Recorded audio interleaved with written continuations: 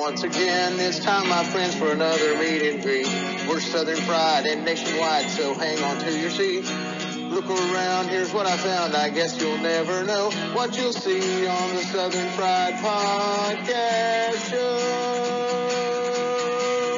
Yeehaw!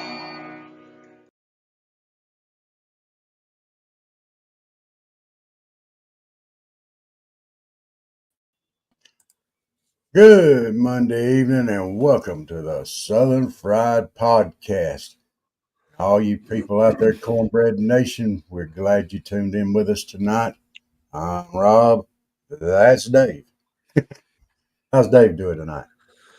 I'm great. Been a busy day. I've been a lot of meetings today and seeing some of the family today. Had some family over. Getting ready to head south. Yes, I'm ready for you to come south. More south. I'm in the south, but I should say more south. Yeah, below the gnat line. below the net line, above the neck line of Florida. So the Florida Panhandle. Yeah. But we might get down in the Florida Panhandle before it's over with. You never know. You can see where rednecks really come from. Sorry, Panhandle, but it's true, and you know it. Sup, Kaylee? Hey, Kaylee. You gotta make sure your granddaddy gets down here in one piece. Need to, he's a little older now. You're gonna have to help him watch traffic and make his turns. In other words, you have permission to be the backseat driver. That's not You're going to welcome, happen. Dave. You're welcome, Dave. That's not going to happen. What do you mean it's going to be impossible? No, you have to tell him, sweetheart.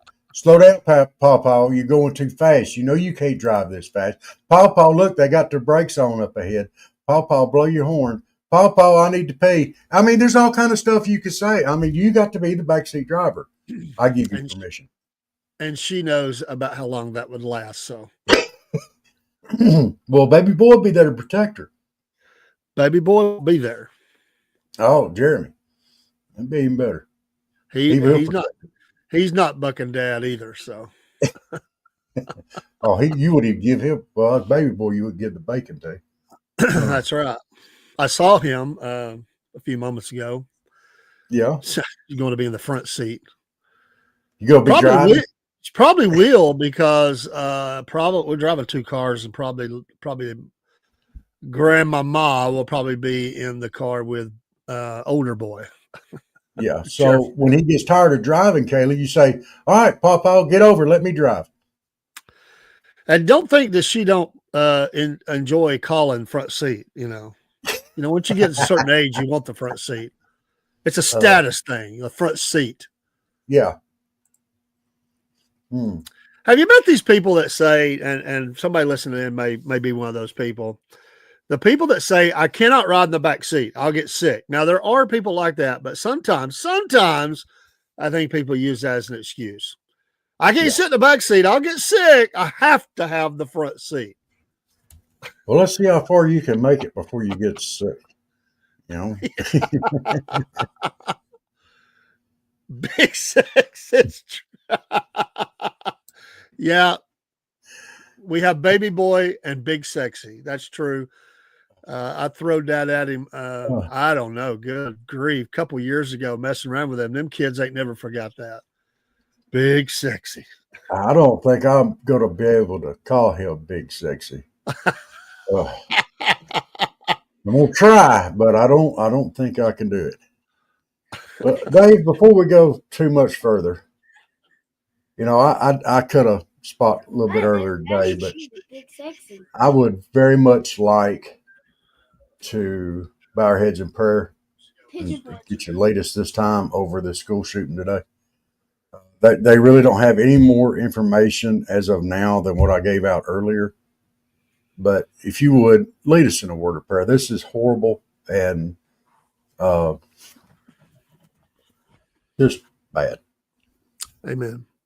Let us pray. Father, we thank thee, Lord, that we can come before the throne of grace and pray. And You tell us to come boldly before that throne of grace. Father, today, heavy hearts across the nation as we see yet another school shooting. Anytime there are shootings, there's trauma there, especially in schools, and Lord, especially a Christian school such as this. I don't know all the reasons or what happened, but we do know that there's tragedy. We pray for the families involved, Lord, all the other students, the faculty, the first responders. And God, would you just wrap your arms around them, strengthen them? The trauma will be immense off of this, just like the others. And Lord, there'll be a lot of search for answers. We live in a fallen world, Lord, where there is evil and there is violence. And Lord, we must endeavor to do all we can to protect the children. And Lord, may you give them the answers they need, and not a rush to judgment, but Lord, a plan, Father, and across the nation, really, to protect our children that are in schools. Lord, we ask you, Father, to just touch the nation today. There's so many things going on in our country. The churches are praying all over the country for this grand United States. But Lord, we do have issues that we need wisdom for. And Father, we touch the brokenhearted today, even those that we may not know them personally, but we grieve with them. Father, may you just move in a mighty way. May you receive glory out of it in some way that we cannot even understand right now.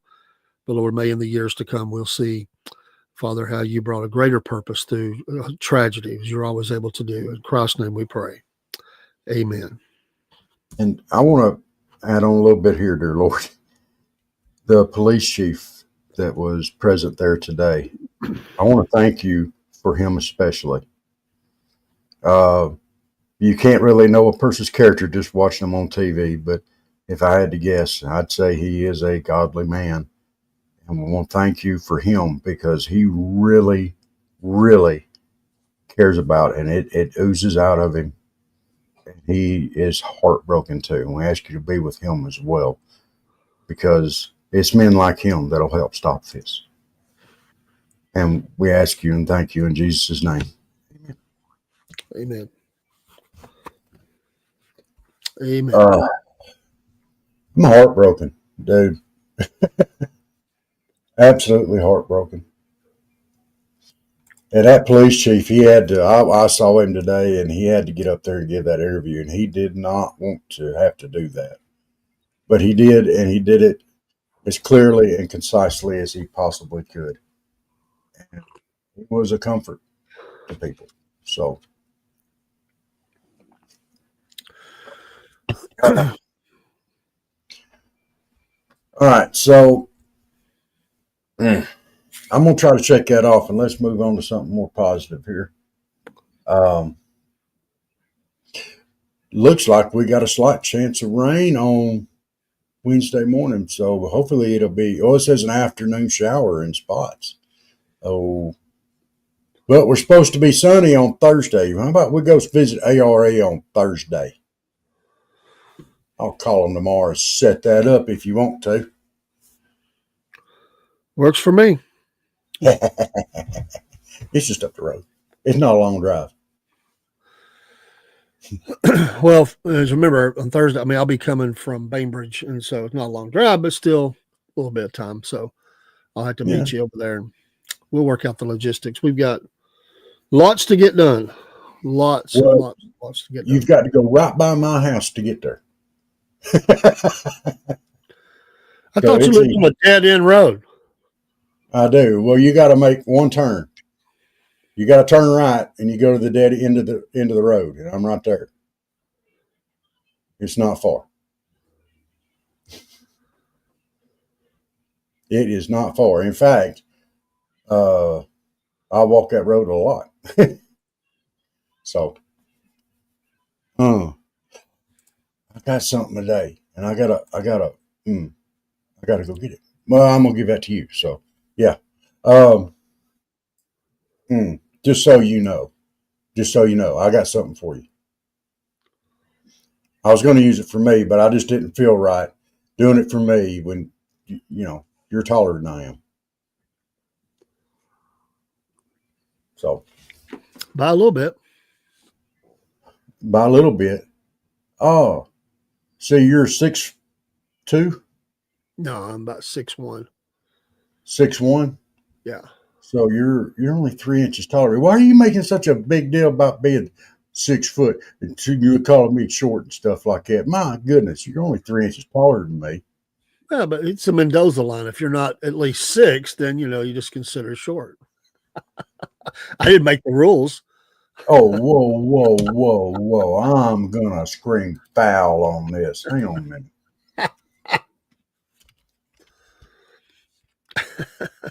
Oh no.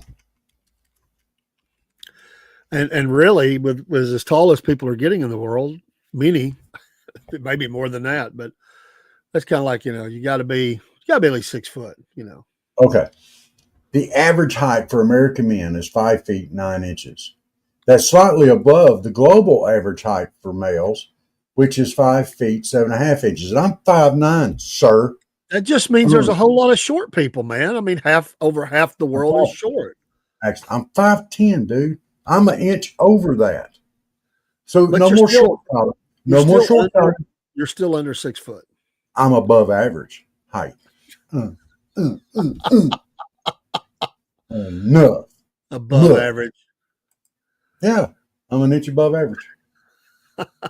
You know what I forgot to do? I forgot to send Travis a link. Let me. Well, I'll do. Well, how's Travis gonna get on here if you don't have? Well, I don't know. I was busy. How tall is Travis? Am I the only host on this show? Travis is taller than you. He hasn't messaged me, I don't think. So I'll send it. Hopefully he can come in. I told him to pop in anytime. So it wasn't like the beginning. There you go. No, but in this case, I'm both. Oh, that's a true statement. I agree with it.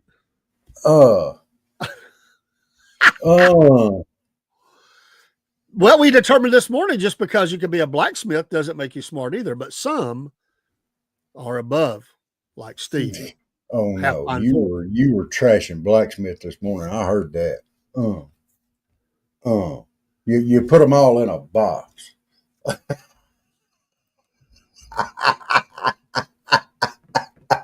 There you go, Michael.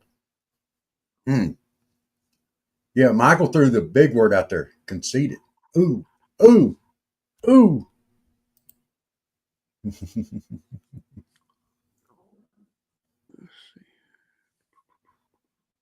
All right. So we got weather. We kind of covered that, didn't we?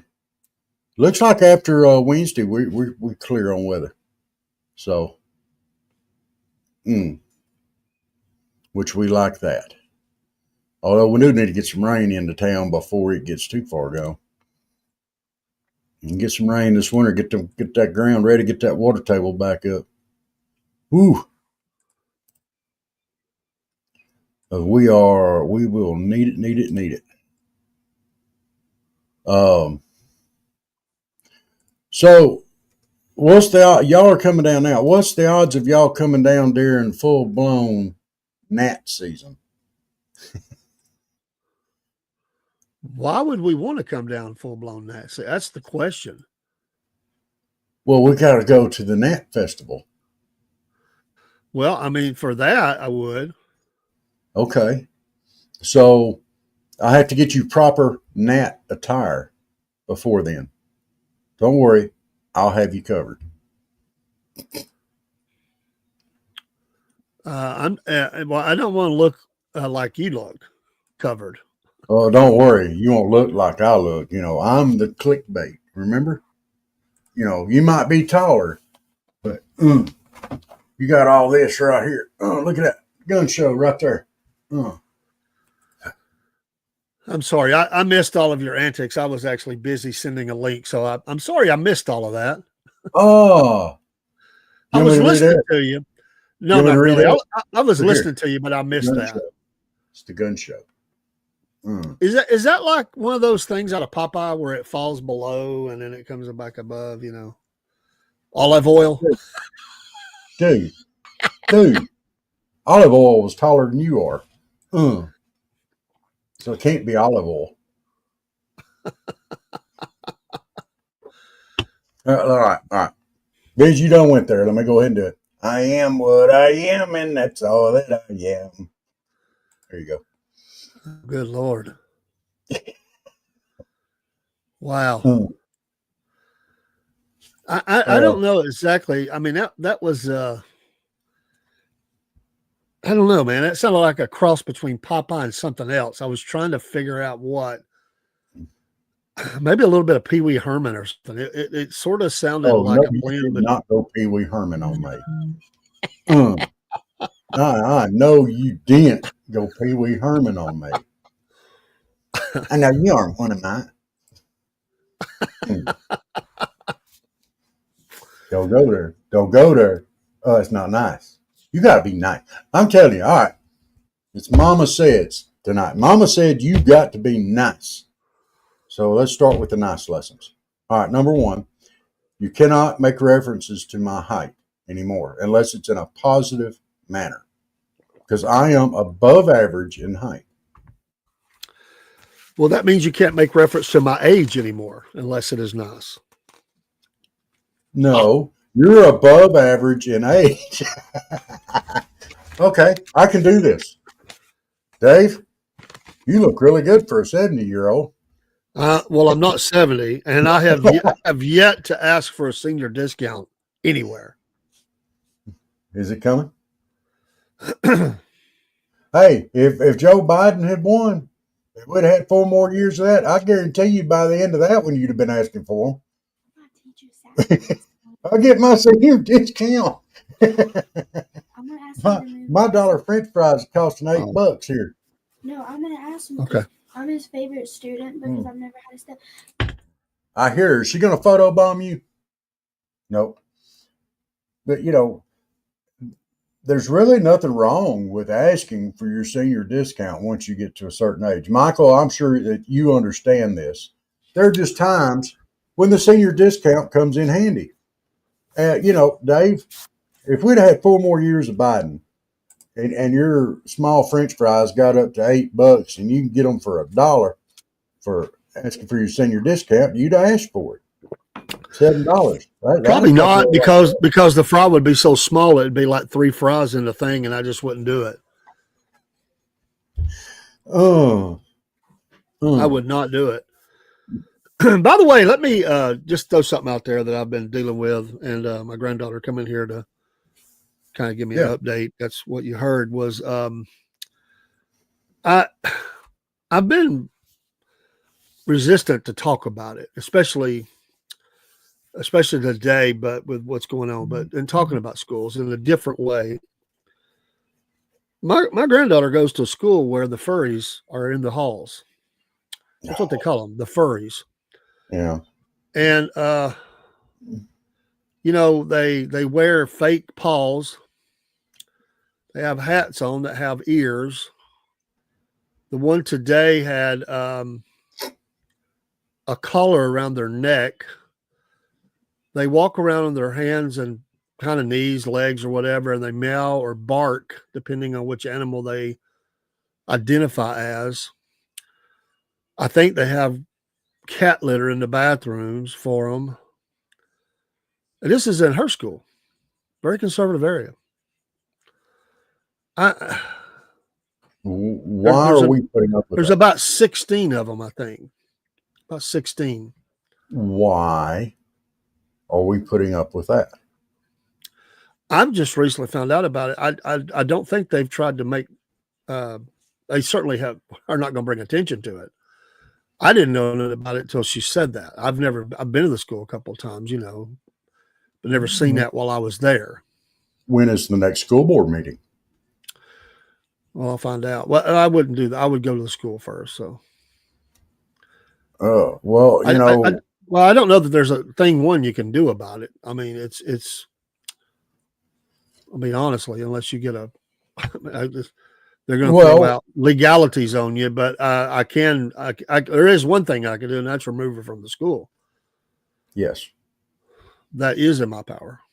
That is in your pocket, and it may come to that, dude. But it is so frustrating to hear these stories, and nothing against any kids that's having some issues, but I don't, it makes her uncomfortable.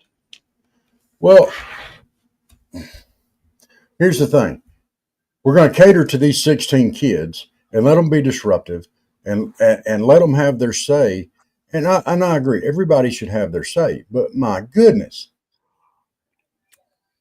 you're going to pretend like you're a dog or a cat all day. And if that's what they identify as, then they need to go to a kennel during the day so they don't disrupt the people that are actually there to learn. I'm sorry, maybe that's a bit obtuse, but that's the way I feel about it. And it's a cry for attention. Well, and people start copying each other once it starts. I mean, you get more and more, becomes like a club, Yeah. It's a way for them to show out and act the fool when there's nothing that anybody can do about it. They feel like it gives them power. And all it is disrupting their lives and everybody else's.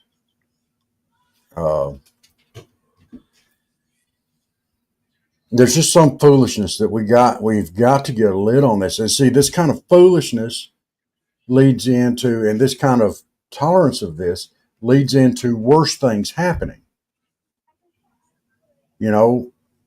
Is this where, when you start catering to this, how far away are you from another school shooting?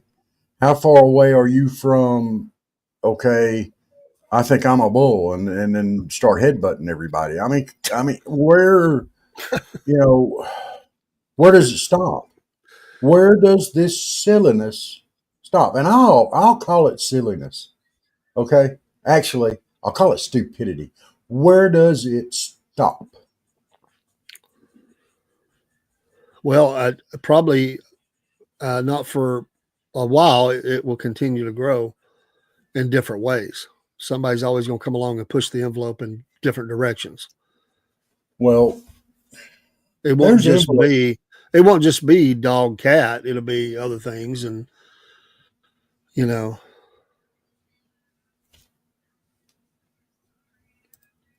I agree with that.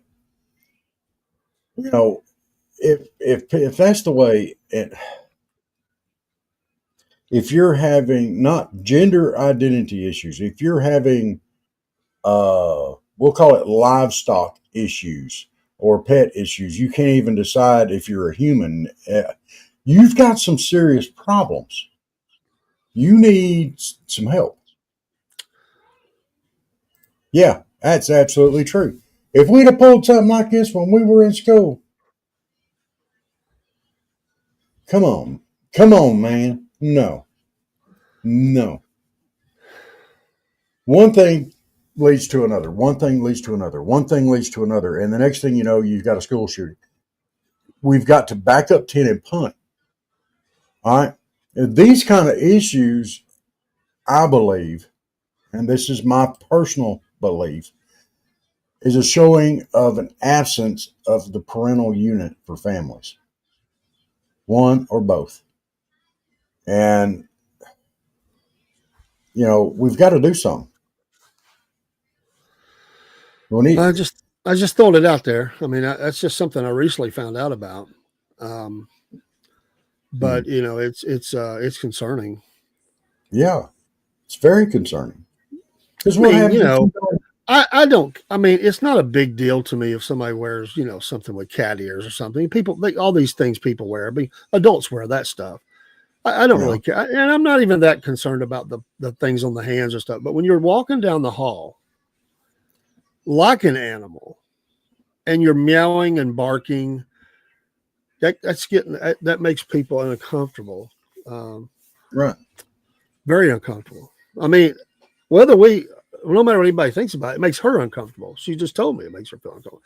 They were trying to sit her today beside one, and she did it. She didn't buck it, but she said she was going to talk to the teacher to be moved. She just doesn't want to do that. Makes her uncomfortable. And she should have that right. And that's probably going to cause an issue for you. But she has that right.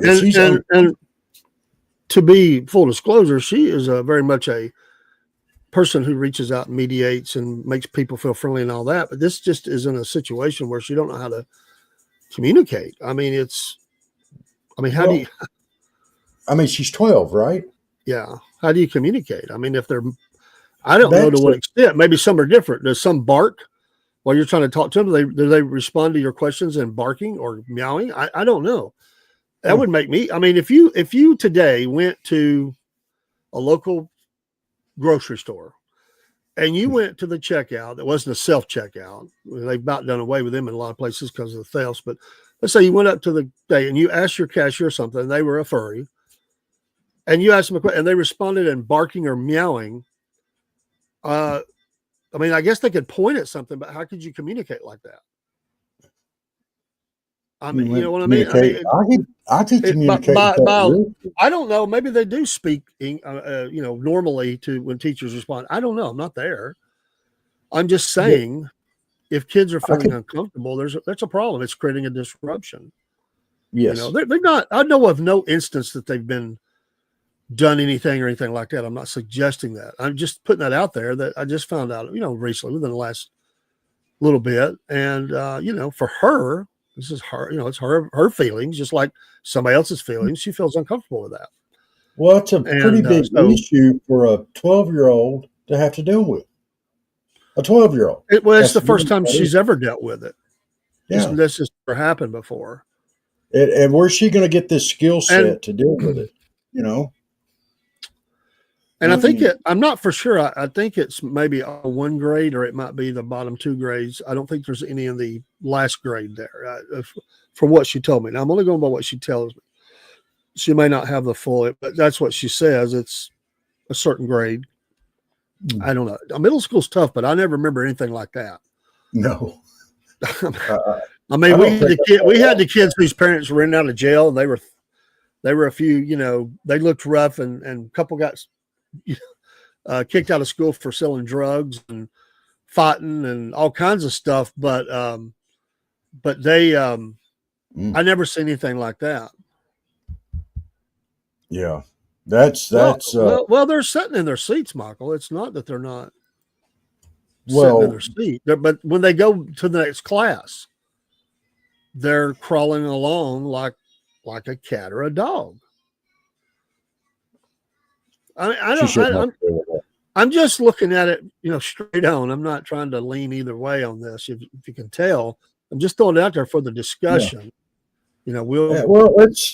We'll have discussions about that. I'm not trying to make her situation the situation, but if this is happening there, it's happening in a lot of places. I had heard this was going on. I didn't know it was happening at her school. Wow.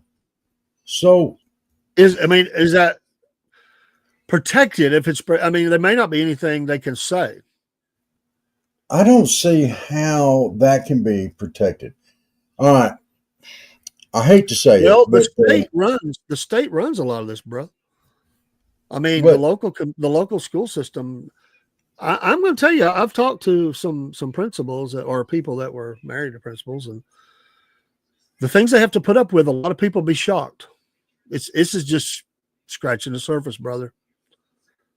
There's a lot of legalities, and even over in a very conservative. This is a conservative county, but you can go on over into either more conservative counties that are nearby, and I don't know, man. I really don't know. Well, it's got to change. And it's not going to change as long as we have the anything goes mentality. If we keep the anything goes mentality, then nothing means anything anymore.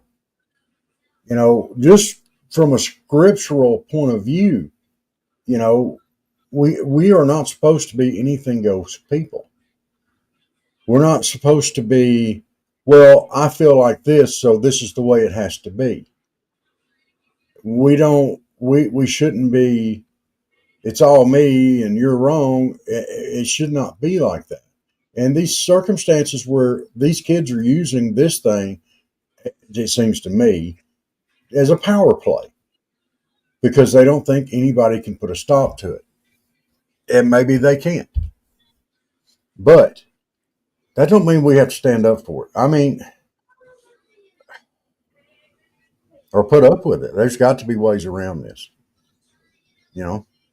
It's like the whole I- transgenders in sports. You know, men play it, boys play in girl sports. They should have their own division, just a transgender division. That would fix the whole thing. You have boys, girls, and I mean, it's all definitely going to go to the Supreme Court eventually. yeah. But by the time it gets there, what if the courts have made up different? Well, You know what I mean? yeah. 5-4 is still 5-4. What if the 5 are liberal and 4 are conservative, and they vote that way? That is a thought too. And he's talking about doing away with the Department of Education already, and passing education back down to the states and giving the states the control over it. So let me just play devil's advocate here a little bit, and I get that. And I'm not trying to be different or anything. And if I'm wrong, I'm wrong, and I'll say I'm wrong. I'm just playing it as for discussion. So don't throw tomatoes at me. But I mean that it may be difficult for him to do that fully. I think sometimes when he makes statements like that, some people jump on that train and they think it's exactly going to happen that way. And I tend to be a little more stand back and wait and see. And I kind of think that that's going to be to a degree that will happen, but to fully do that, I kind of think that might be hard to get done fully. That they're just the president's powers only go so far, and it's going to take a move of Congress to do something like that. And so I think you trim the fat that there's a lot of things they could do. A lot, don't get me wrong, a lot, but to say it's going to be totally gone, I wouldn't hold my breath on that. I'll just say that on any agency. I think there'll be a cleaning of house. I think there'll be some new rules put in place for some things, but to say that the Department of Education is going to totally go away, I don't respond to it too much. I just think that that's going to be difficult to get fully done. I could be wrong, but maybe this is the difficult fight he's wanting to fight this time. You never know. I mean, come on. It could happen. Michael and the judge, I just meant what if it's under a different administration? He's already gone. Yeah. What if the Dems win again? You see what I mean? This can kind of go back and forth. If you get them on and they're there for a long time, yeah. But when does that change happen? That's everybody's paying attention to that. So you can't John Roberts, you can't trust. He swings all kinds of ways on these votes. But there are, he's let us down before. Yeah. Big time. Okay. So I'm just saying, here we are. And I think it's important. I think and we're all in. I'm a Trump supporter. I'm all in. I'm all MAGA.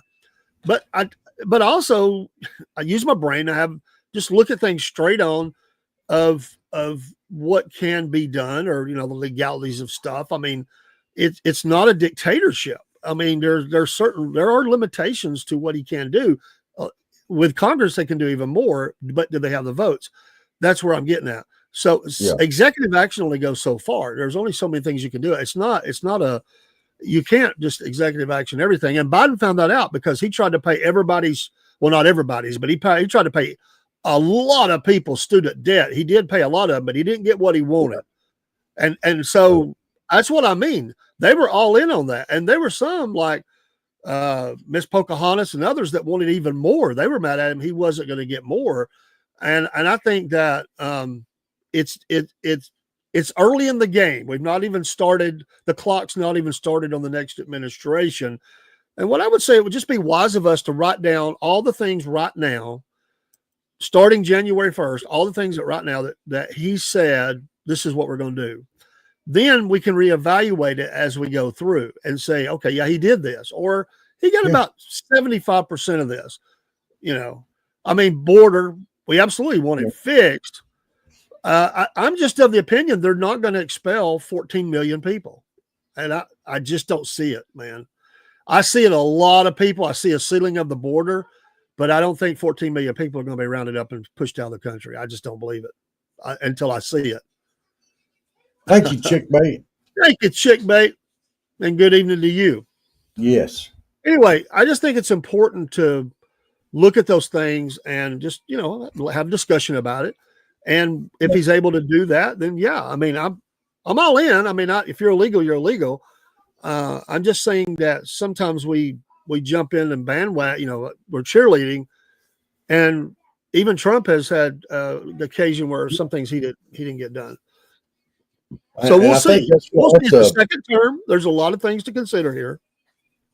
Yeah, I think that's a big slap in the face, though, for the people that were responsible and did pay them back. I think it's a huge slap in the face. It can be done, and I've seen it done. The Department of Education, I'm certainly not an expert on it. I am not an expert on the Department of Education. But I will say it in listening to local school administrators, just on the state level, they will tell you that the state drives about everything. I mean, their budget, because they pay the salaries. I mean, it comes out of the state funds. And so they tell you how the school can be built and maintained. And there's a lot of things. There's some things you can do, but there's so many things that has to be approved by the state. That's a whole nother level of bureaucracy.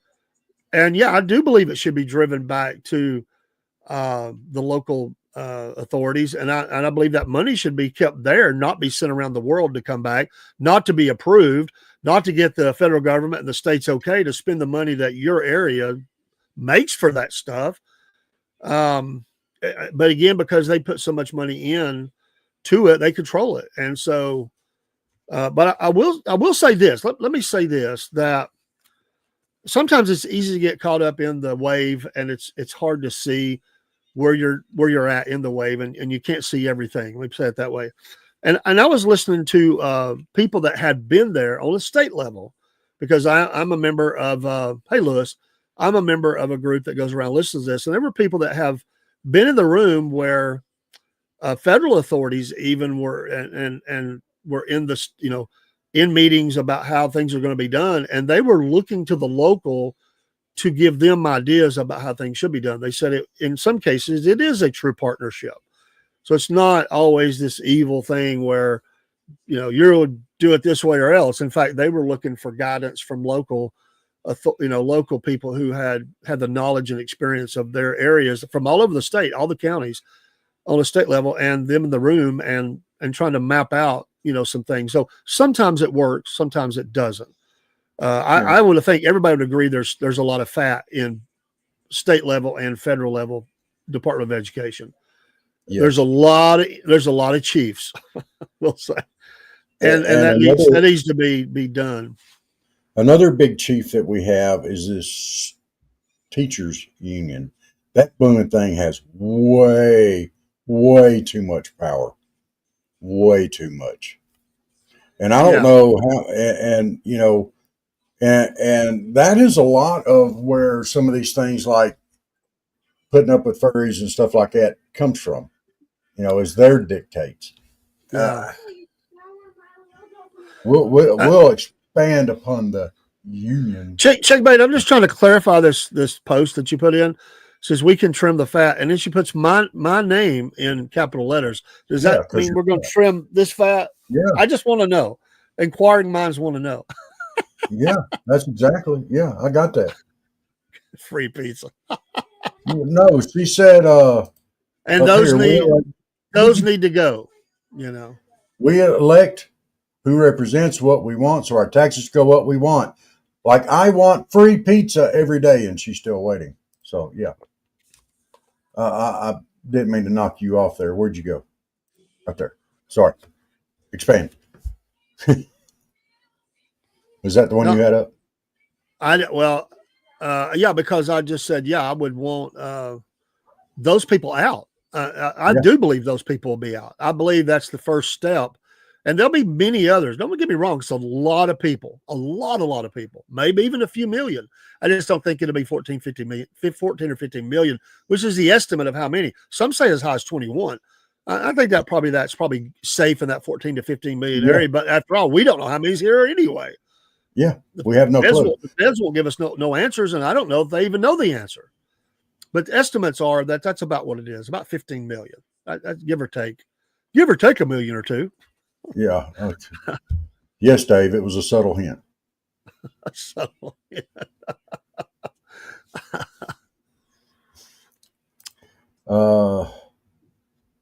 Well, here's the thing that I am most concerned about. Yes, these illegals need to be removed. Don't get me wrong. I firmly believe that. What I am more concerned about is the 300 and some odd thousand children that they don't know where they're at or what conditions that they're in. Not in this country. Come on, man. We need to find them. We need to know where they're at. And if they're not where they're supposed to be, we need that fixed. And we should not be giving away another nickel to another country until the Carolinas and the other areas in that it was ravaged are fixed, and we know where those 300,000 children are. Well, they did that plus. They already they sent some money over today. Yeah, I know. But these are the idiots that we have running the country right now. I know we have to do a certain amount of stuff out there to help the world, but we got America that we need to help. And I know these kids are not here legally. Probably they were brought in by illegal, whatever. But they have suffered enough. Where they're at, we need to find them. And I think Holman's on this, but no more money to anybody till we get our problems fixed. We've got major issues that was brought about by the current administration. Y'all are killing it in the chat. Killing it. I love it. Good stuff. I'm sorry, I'm up here on my soapbox and y'all are killing it in the chat.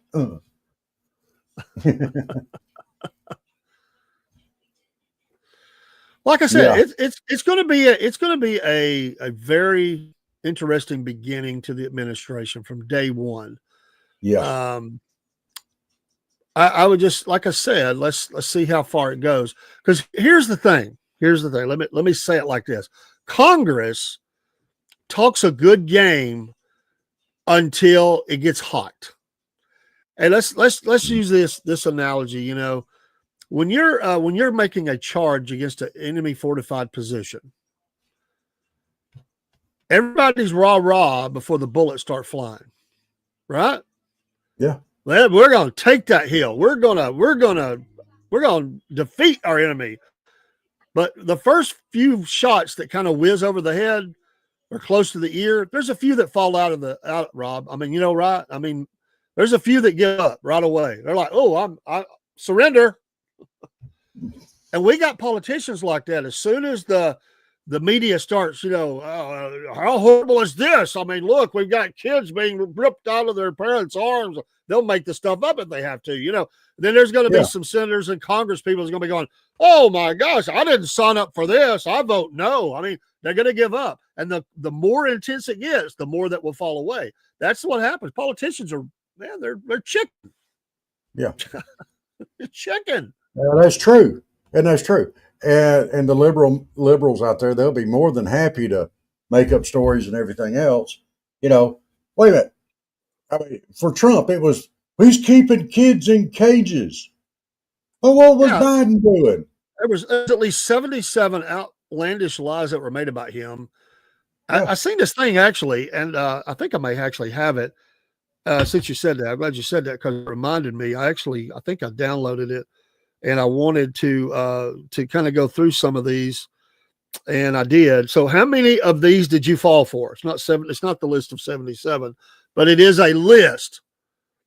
Did you fall? Here you go. Here you go in the chat or wherever. Did you fall for Russian collusion when they started saying that? No, I didn't either. Did you fall for the Inflation Reduction Act reduces inflation? No, I did not. I didn't either. Did you fall for Trump called neo-Nazis fine people? No. I didn't either. I never heard it. But they said that. Yeah. Did you And fall? he supposedly said it at a funeral. Yo. This next one really ticked me off. Those made me mad. This next one really ticked me off. And I never fell for it from day one. I never believed it the first time I heard it. The Jesse Smollett story. No. Never did I believe No. that story. No. That was as And fake they've as acquitted the day him. is long. They've just thrown that case out now. Yeah. Well, everybody knows what he is. I mean, he's a liar. Yeah. He wanted, he so wanted to be a victim. He's a liar. Yeah. Did you fall for? I never fell for this either. In fact, it made me even madder. The Bubba Wallace garage pull controversy. No. I didn't fall for that crap. Everybody that knows anything about NASCAR knew exactly, or even has a garage at home. Everybody knew what that was. But they sent out how many agents? 20 agents to the garage that day to investigate and interview people and try to find some sort of basis for this so they could bring charges. I never fell for that. Did you fall for Hunter Biden's laptop was Russian disinformation? No. No, I just thought he was a loser, grifter, drug-addled president's son that was dirty from the day, from day one, before day one. He's dirty. He's still dirty. I never fell for that. The Covington kids, there's the thing in Nashville. Never believed that story either. Mm-hmm. They were trying to say from the very beginning. No. The Governor Whitmer kidnapping plot didn't sound real. No. It didn't sound real. No. Justice Kavanaugh rape story that they brought up. No, I didn't believe that either. I didn't believe it either. It had no credibility. It had no facts. And they rolled out all of the ammunition on that one to try to destroy the man. And hey, on the Whitmer kidnapping thing, yeah, who would want to? Have you read The Ransom of Red Chief? Who would? I mean, come on, who would want to? Have you seen the memes on that? What she really looks like? It's that. Oh, what is it? It's from.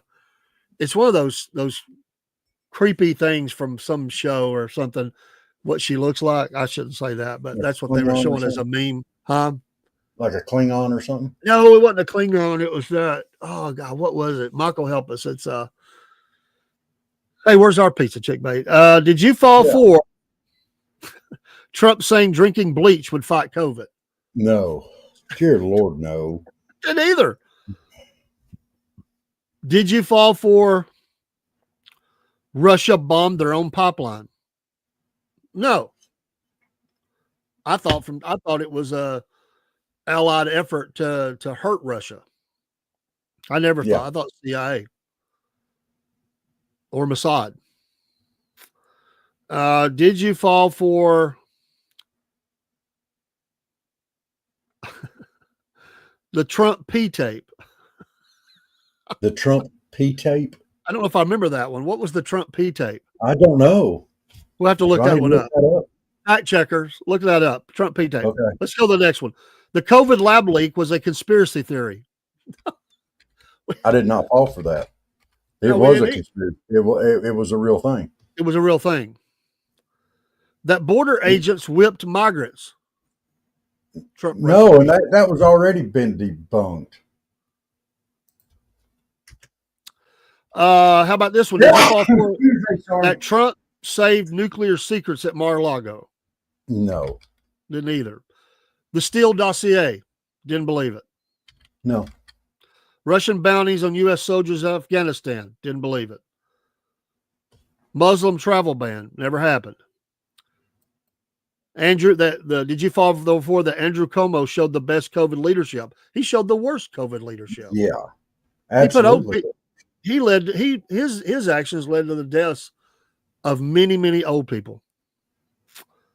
That Trump built cages for migrant kids. No. That Trump overfed the koi fish in Japan. You remember that story? I forgot about that one. No. Let's see here. That the Trump tax cuts benefited only the rich. No. That cloth mask prevent COVID. No. That if you get vaccinated, you won't catch COVID. I never believed that. No. I didn't hear It's that not. either. It's not a for sure.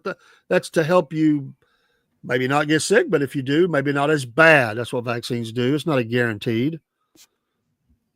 That Okay, on the P tape,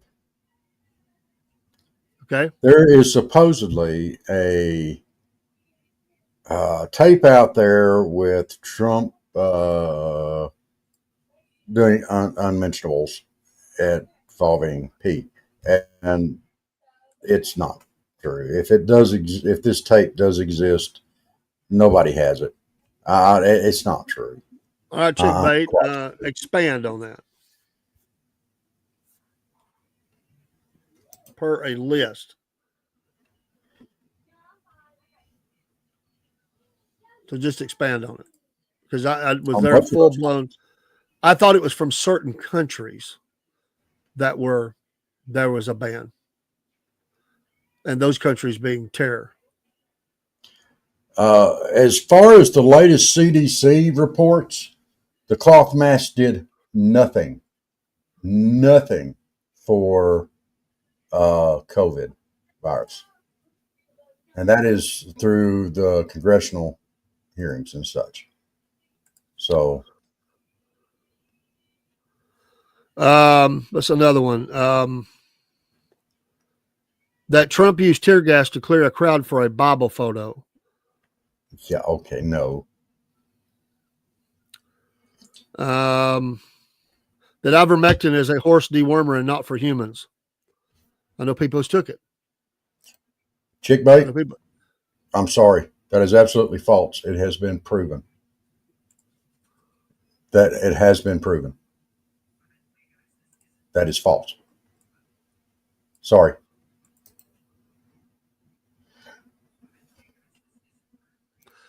Chick Bait, I don't know about the list. I mean, there may be, sometimes we don't know. There are cases where people didn't know they were on a list. There may have been certain things that happened that, you can get off the list too, that may, because sometimes those things get lumped in. It could be certain triggers that cause that. But I don't know of an overall complete Muslim ban. I don't know of that. And if it was there, I don't know about it. A couple of more. Mostly peaceful protests. No, they weren't. No, they weren't. That Trump this is the funniest one, that Trump overpowered the Secret Service for the will of the beast. Remember they made a big deal about that lady Yes. trying to get her pound of fish out there, coming up with that story. Come on. Okay, I'm sorry. I misunderstood what you were saying, kiddo. Okay, I got you. We're on board. We're on board. Another one that's not even on here. I don't believe Biden's continual story of what do you say, suckers and losers about American service members in France or something. No, he did not say that. He's an absolute liar. Biden is an absolute liar on that. Yeah.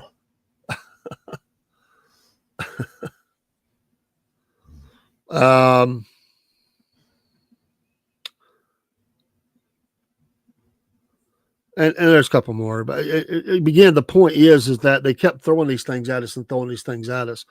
But Americans are smart enough to know that, they can see through the BS. I'll just say it that way. Yeah. I mean, most people do see through it. I mean, it's just Trump, to be fair, Trump does say he's kind of a loose cannon. Yeah. Sometimes he's joking. They take it as fact. He likes to joke. And sometimes he said stuff that was probably better left unsaid. I mean, that's true. Yeah. He has cleaned that up a lot. Now, yeah, he hasn't made a tweet yet, has he? Well, he posts on Truth Social a lot. Yeah, now, but I mean, even those aren't mean like his mean tweets were that everybody got so mad at him about. Although I did think someone ought to take his darn phone away from him. I don't have Netflix, Chick Bait, so I'm not familiar with that. So you'd have to enlighten us.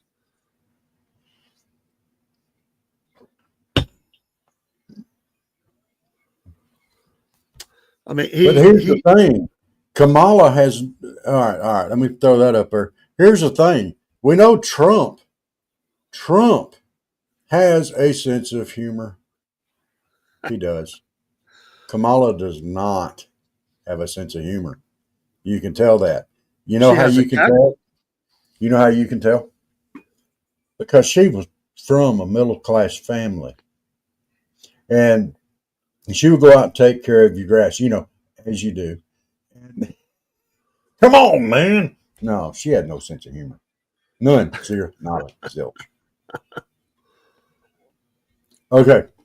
Oh, all right. Speaking of falling for things that the news media puts out there, uh, ABC just had this big thing where they apologized to Trump and what's his name, Stephanopoulos. They both apologized and issued their, regrets or whatever. And so now enter the mighty network of CNN. Yay!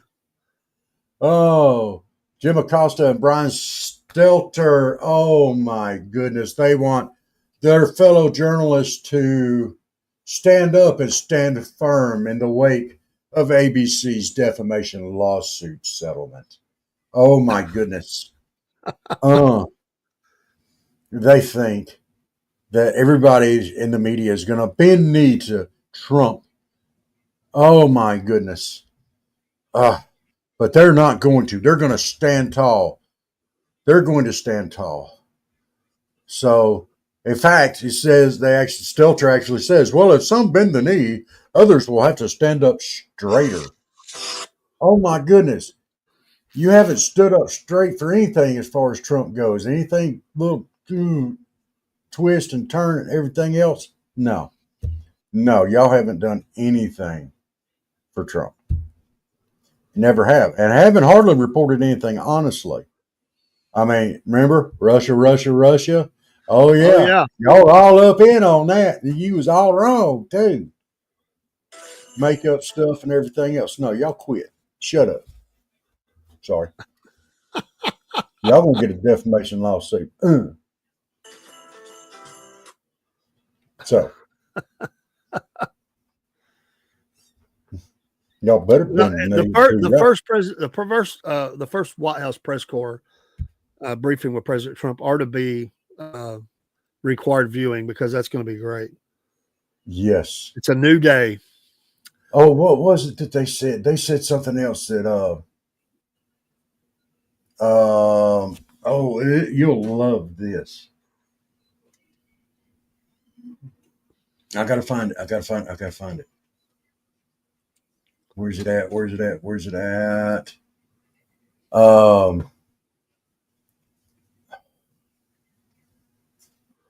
Okay, here it is.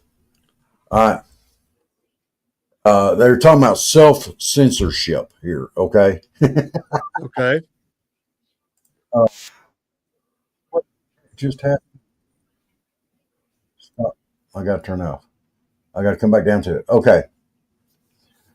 The broader concern, this is Stelter, about self-censorship is one that I know many viewers and readers are worried about.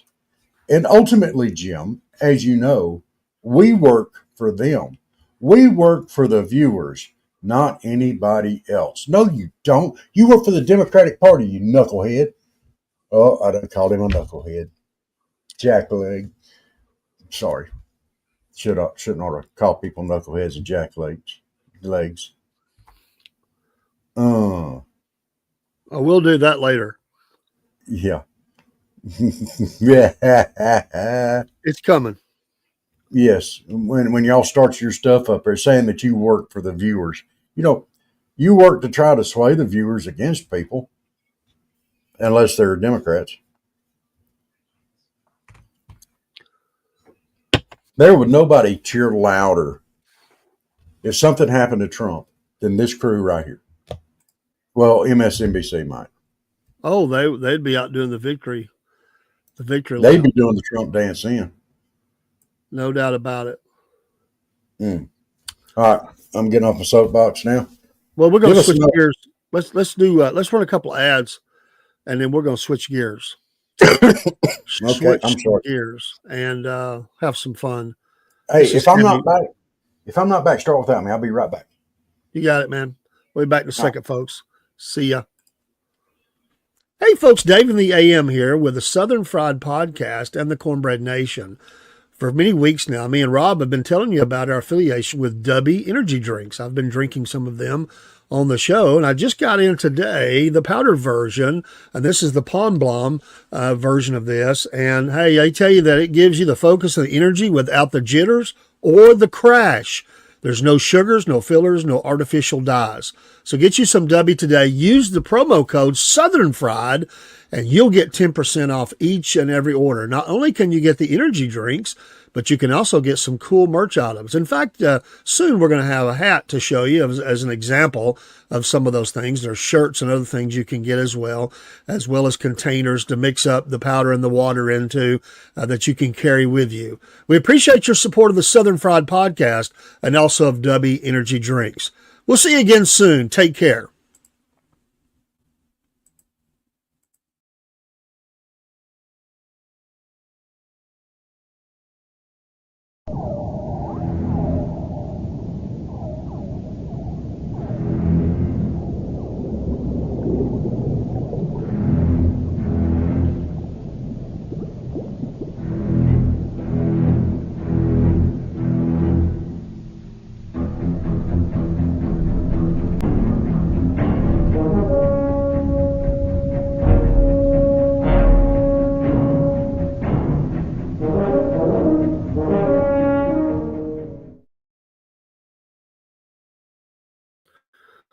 All right, folks, Mammoth Nation, this is actually our old vendor spotlight. I have a new one. Let me find that. But anyway, Mammoth Nation, become a member, and they will, and let me get this new one up here. That was our last week, and I thought I took it out. But by the way, I did make an order with 1776 United. Love their stuff. And go through Mammoth Nation, become a member, and you get all kind of discounts. I did. I can prove that. And I'm a lifetime member of Mammoth Nation. They still have that deal going on, 50% off their normal price of $250 for $125. You can use all those discounts forevermore as long as you're alive, and get those discounts. So when you go to the vendor website through Mammoth Nation's site. So our vendor spotlight of this week is God's Country Camouflage Store. They do a lot of different kinds of things. So we're just giving an example. When you go to their site, you can get it put on so many different things. So I like the symbology and stuff that they're putting on. But these are all American businesses doing things for America first. They're supportive of Christian conservative things, and they're true blue American. I mean, they are speaking against, Mammoth Nation speaks against a lot of the things that we're talking about tonight, and says, as Joe would say, enough is enough. And that's one of our slogans for the year. We're taking it straight from the mouth of Joe, and we agree, enough is enough. And Mammoth Nation will tell you that. And all these vendors are joining league with Mammoth Nation. We're going to spotlight some of their vendors. We could be here till Jesus comes back, so to speak, and still not go through all of them. There's pages and pages. We go through and pick out some, but there's so many in there, and just try to figure out one each week. But we want to do that because we want to give you some ideas about those things. Don't forget our friend, Steve. He's been coming into the streams a lot. We appreciate him. He's a great friend of the program, and he makes some really cool stuff. So up Ohio way, and that Half Pine Forge, check out his store. His shows on Rumble. It's on other places, but the Rumble channel is the one I go to. Go over and give him a follow, and then his videos are short enough that you can knock those things out in one sitting. Really a couple of them if you have time, and they're done. They're very well done. He's a great friend. He was in the stream this morning talking to us, and we like to spotlight people that we believe in and what they're doing, and we certainly believe that with him. So we appreciate that.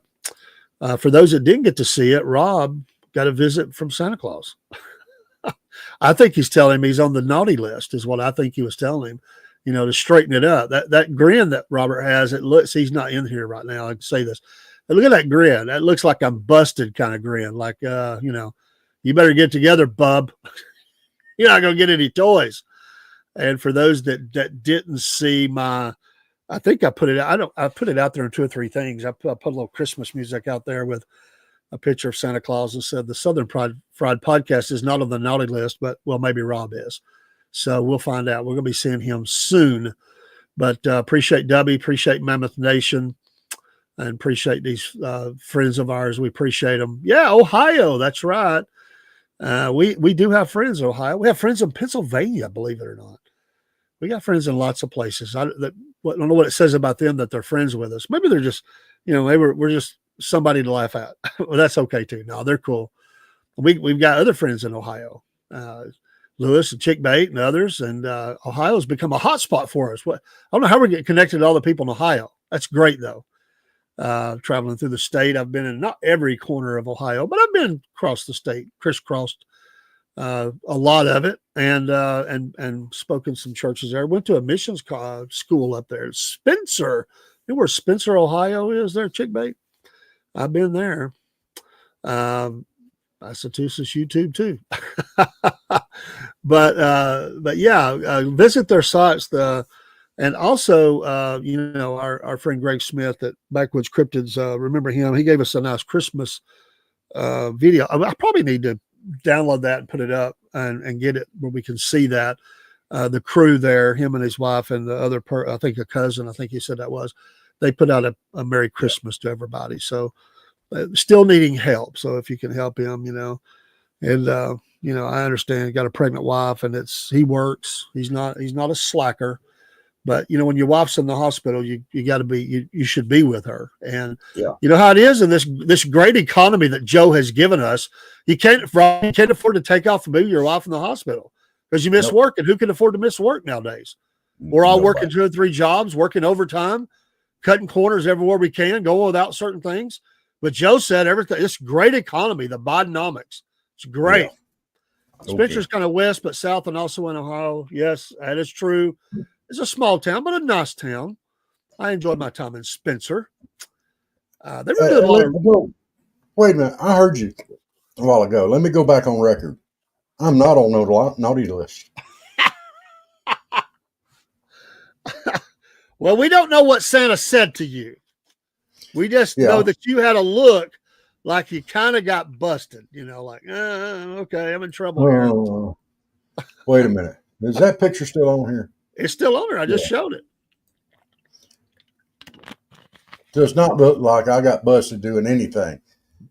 What you can't see is Santa's other hand. That's why I've got the weird look. What are you trying to say, Rob? Clickbait. Rob, you just said you're not on the naughty list. I think you just went on the naughty list with a bullet, dude. You shot to the top of the charts. No, say, Santa rewards honesty. So, I'm on the naughty list. You are definitely on the naughty list. Without a doubt, you're on the naughty list. He snuck in there. He kind of surprised me there at first,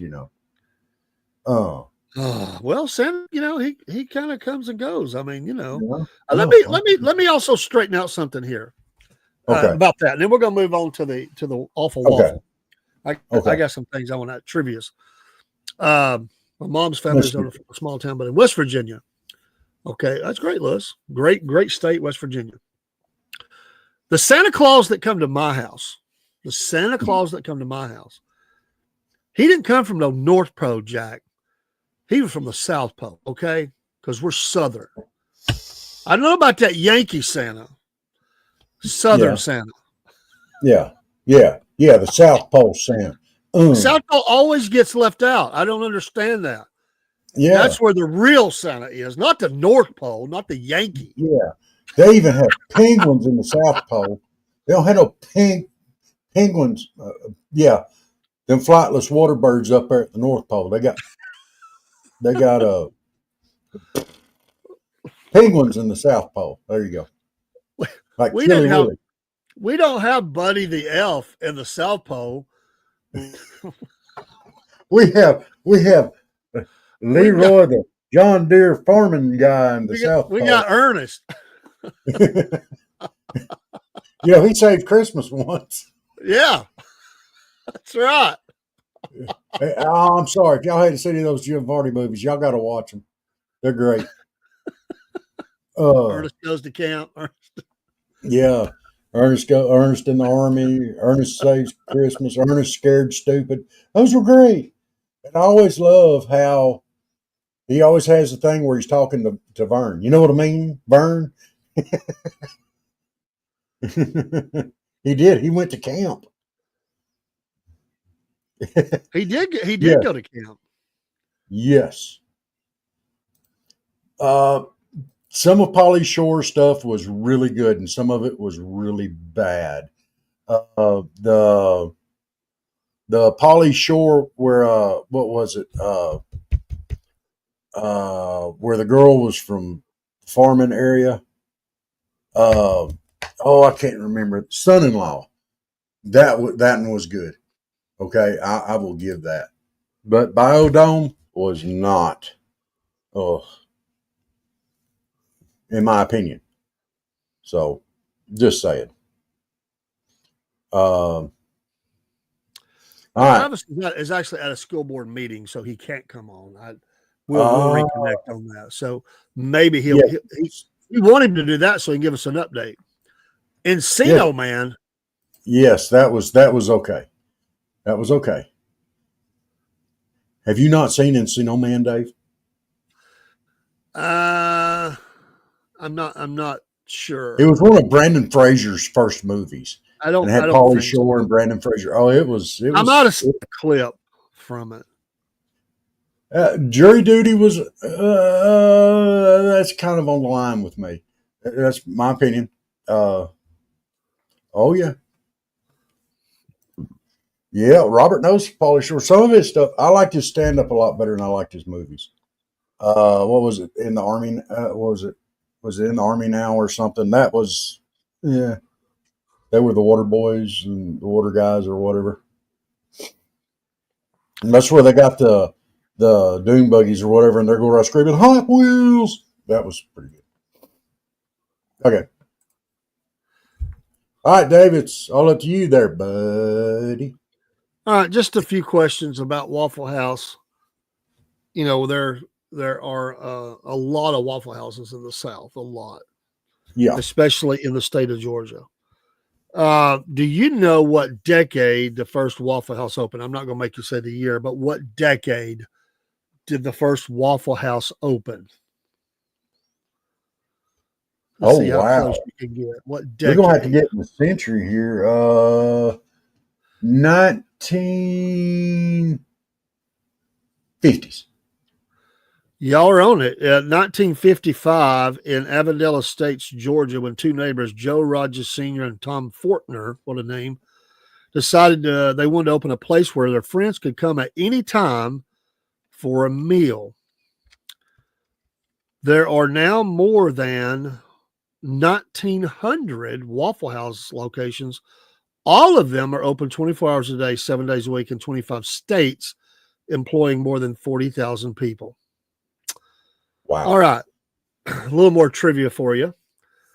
Yeah, there you go, Chick Bait. Yeah. Every year, Waffle House serves how many millions of eggs? Every year, Waffle House serves of eggs.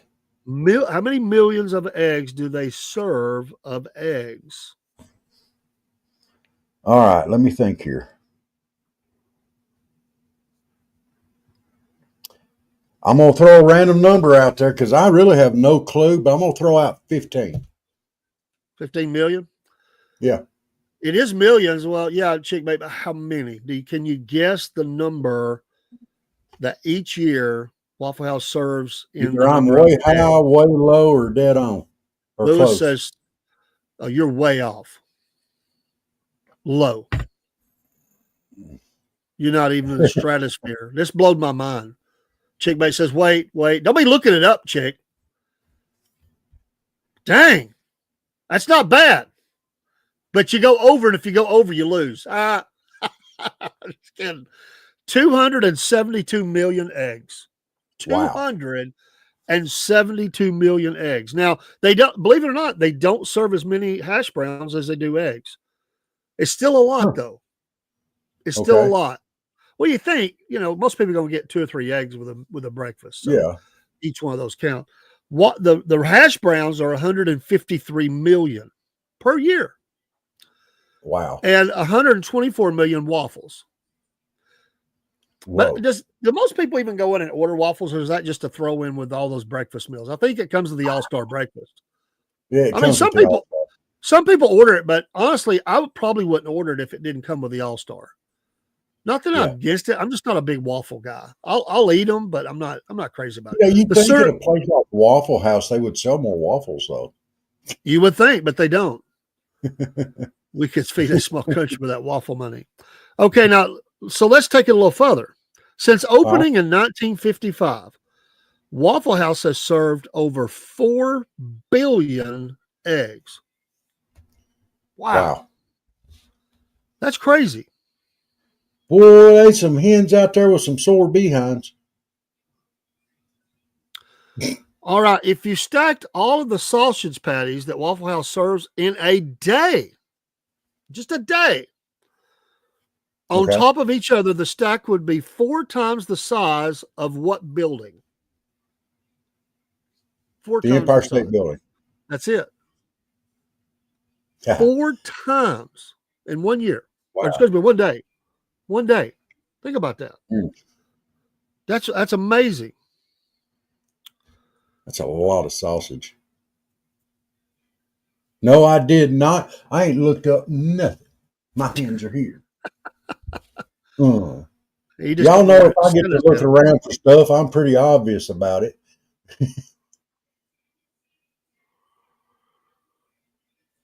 In 2015, they served their billionth waffle. Wow. The Waffle House mix is made by C.H. Gunther and Son Incorporated in San Antonio. I didn't know that. All right, he's not done. Here's a good one for you. I know you'll like this one. Waffle House might be known for its scattered, smothered, and covered hash browns these days. But what year did that phrase start? 1955 when they started, or was it a different decade? I think that would be a different decade. I bet that didn't start until the 70s or the 80s. I got to pick one, don't I? I would pick one because you got to pick. I'm going to say 80s. Chick bait? Well, yeah, Michael, but you got to throw a dog a bone, so I didn't want to make it too hard.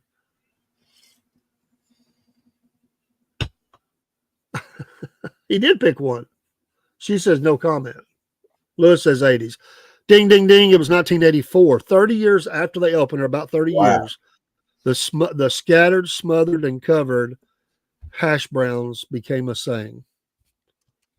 Then that was on the menu. That was actually included on the menu. It wasn't just something that kind of got, started getting said. They actually did that themselves, I guess. Yeah. And all right. I don't know if I can actually ask a question out of that. I bet you can. Well, we know that their system for remembering the orders is done in a way that only the cook really understands what it means. Right. But I did know that, but I always thought it was just the silverware, but it's not. What things are included? I don't know all of them, but what things are included in that? Because silverware is definitely one of them. I know that. That's how the cook knows what orders go with which and what's on that plate and that order and all that. Okay. With the order column, Michael. Pickles, onions on a sesame seed bun. We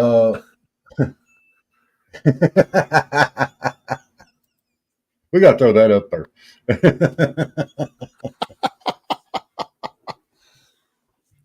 Let's see. All right, I'm thinking back to some of my orders.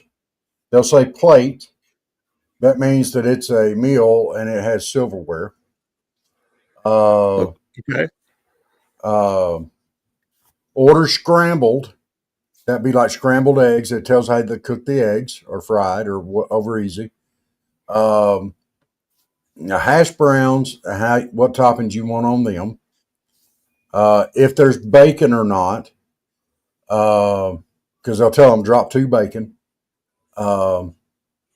sausage. But how do they put it? But the plate has to tell what it is. That's how they know the order, whether Okay. they've dropped it or not, because they got to know that order is this, and it's what they Right. put on the plate. So I didn't know this, and I've read this, I thought, but they use jelly packets. I didn't know that. Okay. But I don't remember Okay. seeing that, to be honest. But they use that in part of it, and they use bits of shredded potato as a way to remember the order. I didn't know that. Oh, wow. I knew the silverware, the way it's positioned, tells them Okay, I that. get what you're asking now. Okay, yeah, I don't know on that. No clue. But that's how that, they don't. The cook just hears it, and then they're throwing the stuff out there, and they know how to prepare that.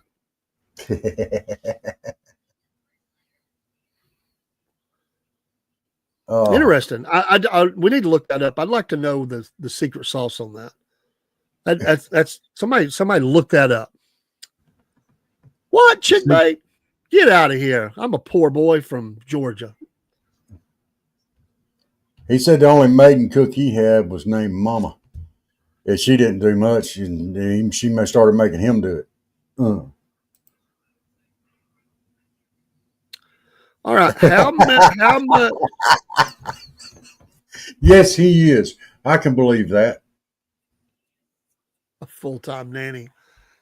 I did. It's called My Mama. Mama said. My mom was a stay-at-home mom for most of my life when I was young. She worked a couple of jobs, but not long. She was the traditional housewife. She was my nanny, but I didn't call her that.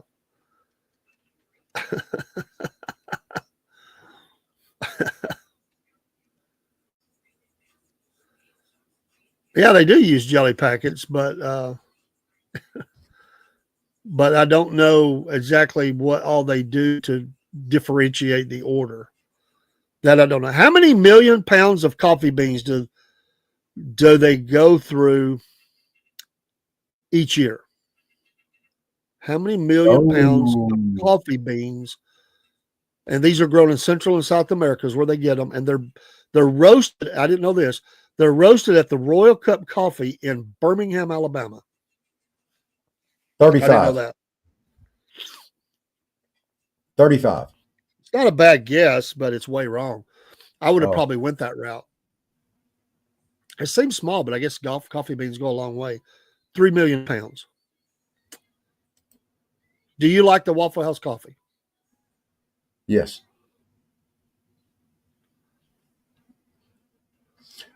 Okay.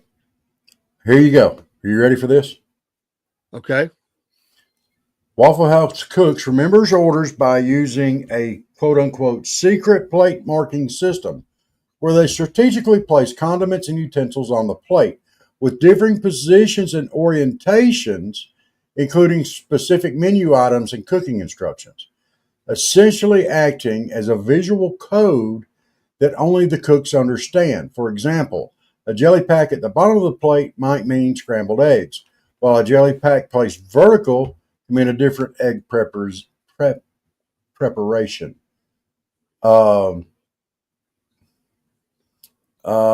They have no written tickets. The standard calling process where the server calls out order details, then the cook marks the plate with the corresponding condiments. That's pull, drop, mark. Waffle House staff use specific terms when calling out orders, which can be confusing to outsiders, but helps the cooks quickly understand the order details. So, but they still didn't tell us exactly. Like they didn't give us an example, did they? Of a tradition, well, they also said up here, quote unquote, secret. I asked a Waffle House cook one time how long it took him to feel comfortable with that system. He told me 3 months. Wow. But, I mean, it's a secret system. How do you know it varies by location, chick bait? Yeah. The jelly packet on top of a mustard packet means the customer wants an extra egg. Did you work at Waffle House, or are you just blowing smoke right now? Lewis was at Waffle House today. Michael said he ate at Waffle House last week. I'm sure we'll probably eat at one sometime over the next week. You're all the way down. Don't try to eat it one down here. My goodness. It's the South Georgia thing to do. We'll have to go to Three Squares if you want Waffle House. Kind of. Or Dothan. You mean you don't have a Waffle House? No. No. Bainbridge doesn't have a Waffle House. I don't think so. Huh. It doesn't matter. We'll find something to eat. Three Squares. And did you know that Waffle House has also released lots of original music over the years on its Waffle Records? Songs include, I did not know this, and I don't remember hearing the songs, but one of them is called There Are Raisins in My Toast. The Waffle House Family, and Rock the House. Mm. You can even hear these on Spotify and iTunes. I did not know that. Let's see. In 2011, FEMA created what is known as the Waffle House Index to help assess areas after natural disasters. Basically, because Waffle House is so efficient at opening even after major storms, the organization uses whether the restaurant is open to determine whether its community is in dire need of assistance. Are you kidding me? Wow. Is that not the dumbest thing you've ever heard in your life? That because the Waffle House opens determines whether that. What did they find a Waffle House open in Western North Carolina? My gosh. Yeah. That's stupid. Yeah. Yep. They have a lot of that kind of stuff that goes on. That's crazy, man. All right. I got one more thing. All right. You can talk about whatever and I'll get it ready. Let's see if I can find it. Okay. This ought to be. Let's see here. Hang on.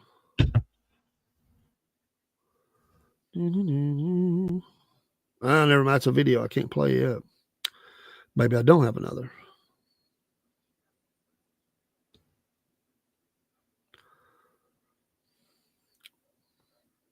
Well, let's pivot to this one. This ought to interest the Ohio crowd. 7 dishes that the Southerners are better at cooking. Okay. Number 1, cornbread dressing. Absolutely. Stock up or stock down? That's true. Yes. That is absolutely true. I would agree. Pecan pie. Southern. Yeah, I agree. Chick Bates says lies and nope. Gumbo. Does they even cook any gumbo up north? I don't even know. They probably don't even know what gumbo is. Jambalaya and a crawfish pie. And well, we know we cook cornbread better down here. We know absolutely. That. Absolutely. And of course grits. Yes. They say catfish as well. I would say yes. I'll agree with that. And I absolutely know this one is true. We cook okra better than they do up north. Oh, absolutely. Absolutely true.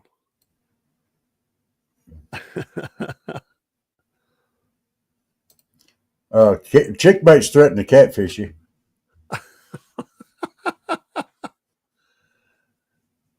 You did? Did you eat them or did you just catch them?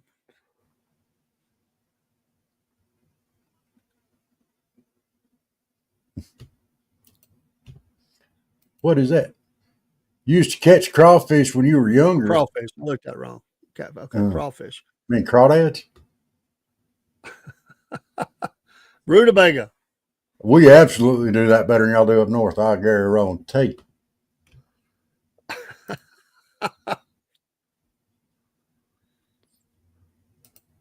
He's a river boy. What does that mean?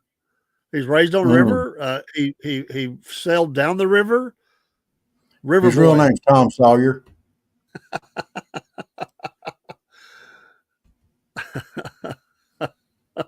That's right, rutabaga. He's Moses. What did he say? He parted the river? Oh, he floated down the river. I got you. Sorry.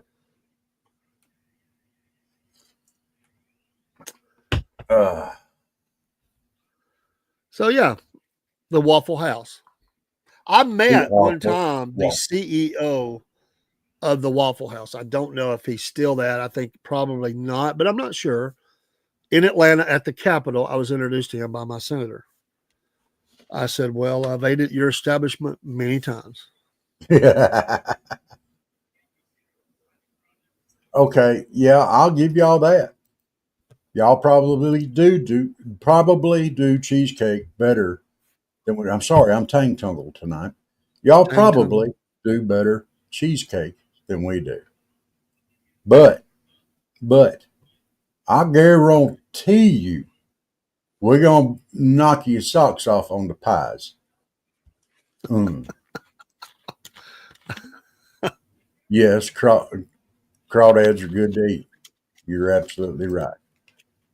I will not be in that group. So, well, and I could prove to y'all that we cook them better than y'all do. Okay, look there. You can't even call them what they are: crawfish. I mean, look at this: crawfish. You get down here to me and Michael, what do you see? Crawdads. We at least know what to call the crawdads. Now, technically, the real word for it may be crawfish. I think you and Chickmate should have a challenge to cook something and both present it on the podcast. That would be cool. That would be cool. Yeah, we should do cornbread. We'll start with cornbread, then we'll slide into cornmeal dressing. Well, Michael. What? Michael's tire story. He was also the janitor and the tire changer and all that. Dave just threw down the gauntlet for me and you to have a cooking contest. And I said we're going to start with cornbread, then we'll slide into cornbread dressing. I challenge you, Chickmate, make some cornbread for next Monday night show. And Robert do the same. And we'll compare. We'll compare. Rutabaga pie. Man, you don't make pies out of rutabaga? If I do, I do. We can tell by the look of it. Yeah. That's right. Dave will be tasting mine here shortly this week. Yeah, I can make a pie. Thank you very much. I happen to make very good pie. You'll make cornbread rutabaga pie. I'm going to make a key lime pie if I make one. Because I like key lime pie. So, hey, folks, don't forget, in January, we have 2 shows debuting. Just want to keep announcing Cornbread Nation, which you've heard us talk about a lot, will be debuting. It could adjust. We've set a tentative January 15th as the date for that show. And we're mapping out what that's looking like. We've had conversations and we're getting it together. It will evolve. There may be some things that are not there at the very beginning, but most of it will. I'm excited about it. It will be a standalone show that will be unlike any other show we do. It's the Cornbread Nation. It's supposed to be. Also on Swearing In Day, we're debuting a new show, Southern Fried MAGA. We will be live that day often for the swearing in and the goings on as the country changes leadership. So we will be discussing what we will want to see for Southern Fried MAGA. But we're looking forward to those 2 things. Okay. Rutabaga cornbread, authentic Southern sauce, not quite a gravy, with buttermilk. She sounds like the chef at the Pier Dawn. What the? Yeah, what Not is that? gravy. Chickbait don't know what authentic Southern sauce is anyway. Yeah. That sounds like something a politician would say. An authentic Southern sauce. That sounds like Biden when he's trying to talk about help for North Carolina. It will be exquisite. The flavors will meld. Meld. Look here. Be melded in the trash can. What are you talking about? Ain't nobody gonna eat that. Michael, you know of older people making rutabaga pies? Good luck. That don't even sound right to me. I've never even heard of them. Well, I can't say that. That was in didn't they say that in one of the Andy Griffith shows? Did he say? No, he said sweet pie. I don't think he said rhubarb. Rhubarb. That's what rhubarb pie. That's what they said.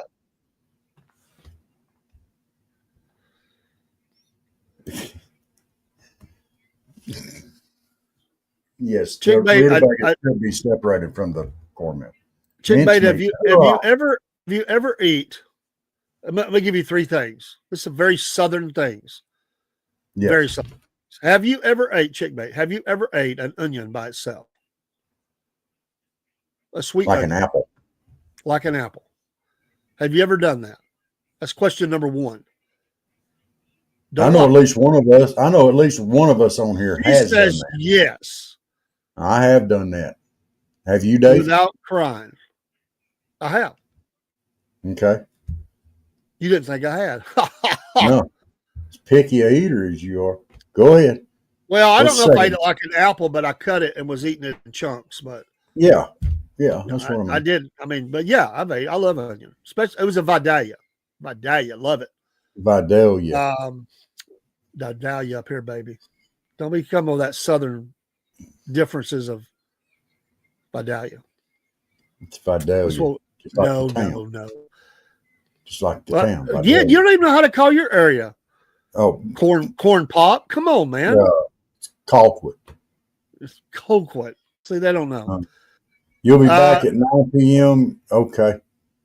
No, well, we're going to say you're not all assume that their answers are yes. But question number 2 would be: have you ever ate a tomato sandwich? Yes. I'm saying she has not. That would be number 2. And number 3: have you ever ate buttermilk and cornbread? That answer will be no as well. Buttermilk. She's not done that either. She said green tomato too. Well, I suppose you put mayonnaise in your pinto beans there, chickbait. Oh, that wasn't nice. Wait a minute. She threw this out there too. Mincemeat pie. Look. There's a line there. And mincemeat crosses it. Okay. You're not really supposed to eat a mincemeat pie. That is not kosher. Okay.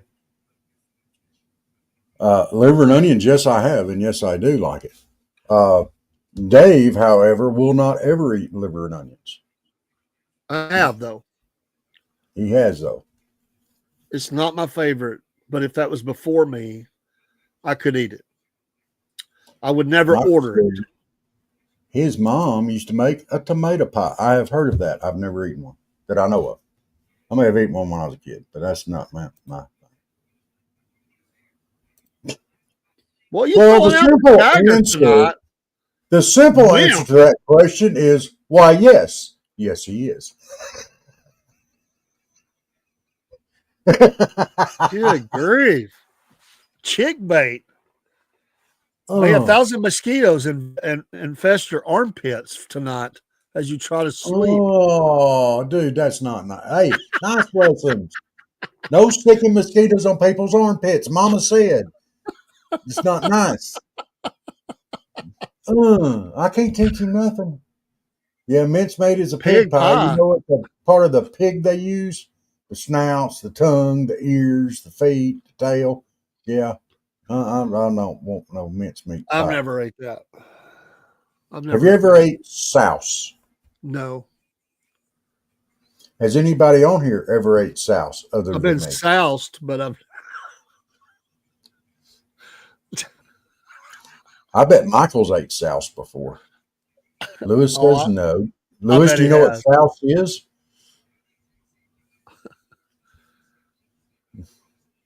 It's got another name. He said it sounds like something that gets in the back of the Uber. You may be right on that too. All right, so Lewis does not know what souse is. Let me call it by its other names, also known as hogshead cheese. Definitely not. I'm definitely not eating that. Oh yeah, it's made from all the good stuff. You know, tongues, ears, snouts, a lot like mincemeat. And Michael knows what it is. So, Michael, you've ate souse, right? I have. I've tried it. Let me ask both of you, Michael and Rob. Let me ask you this. I just want to. If it is, it is. Okay. Are you telling me that if you had the choice between these delicious, quote unquote, entrees before you or a good steak, which one are you eating? Okay. You only eat that crap if you don't have, and you're starving and you're poor. Like, I understand that you eat what you got, but if you had the druthers, you're not eating that crap. Come on. Well, it depends on what I'm doing. I mean, if I'm going fishing, I can't cook a steak out there, but I can take a pack of lunch meat or sauce or Wiener Wieners or whatever. Eat on the go. Yes, Lewis, prime rib rules. Let me go ahead and tell y'all, I like my steak now. I do too. Now, I don't like it burnt. I take my steaks. Let me tell y'all something. Put it in the skillet. I know that everybody kind of rolls their eyes when you think about a steak in a skillet. But if you'll put it in the skillet with some olive oil, get it heated up, and sear the outside of that sucker for about 3 minutes on each side, salt and pepper, a little bit of garlic powder, and you want to make a butter sauce. Take your butter, melt it in the microwave. When that thing gets done, you pour that butter over it, throw it on a plate, and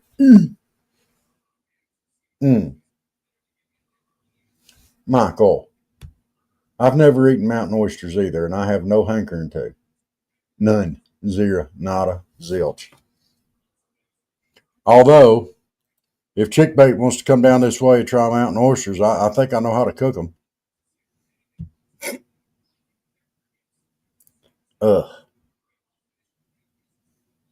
Wait a minute.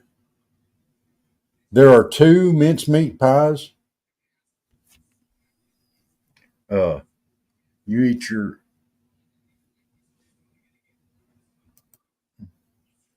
your cow in an iron pot. I'm not quite sure how to respond to that. I'm just going to let that one go. I camped when my son was younger, and we made steak and potatoes. That works. Okay. Now, when you go camping, steak and potatoes is actually a fairly easy thing to cook. You set your grill up over the fire, and you take your potatoes and wrap them aluminum foil. Just toss them in the fire. Let them coals heat them up.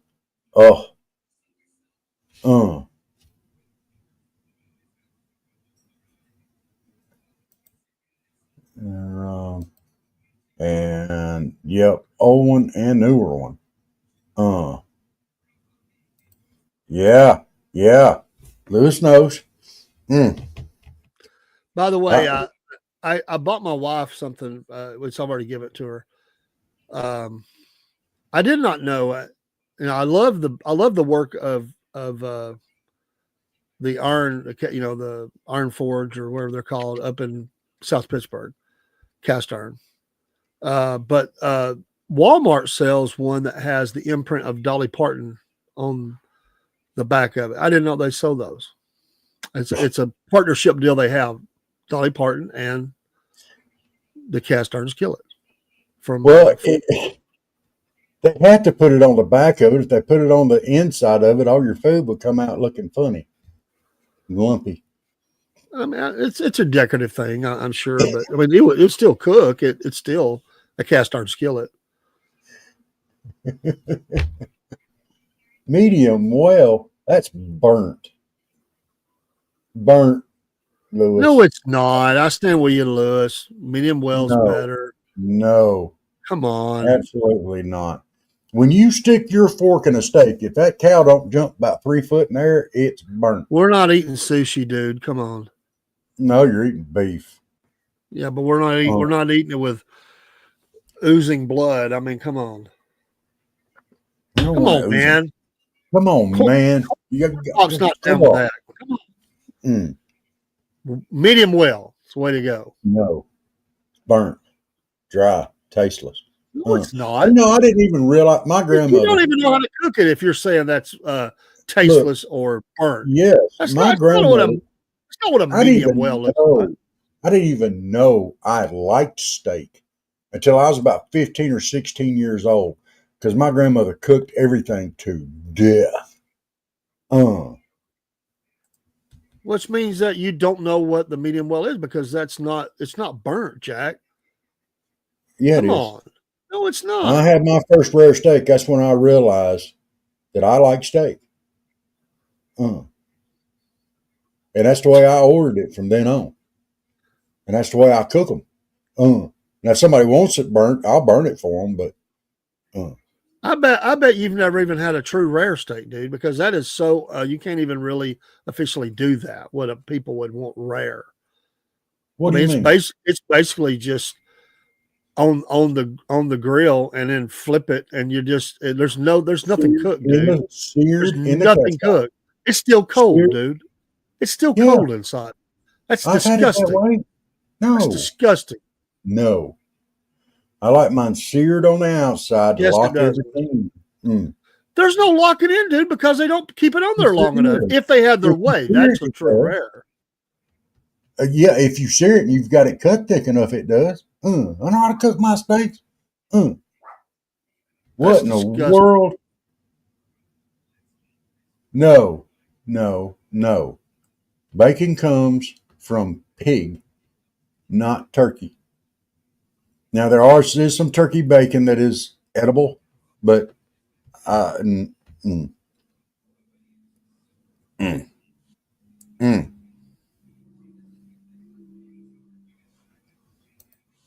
Yeah. Your mom always burned her steak, and Michael said rare. So yeah.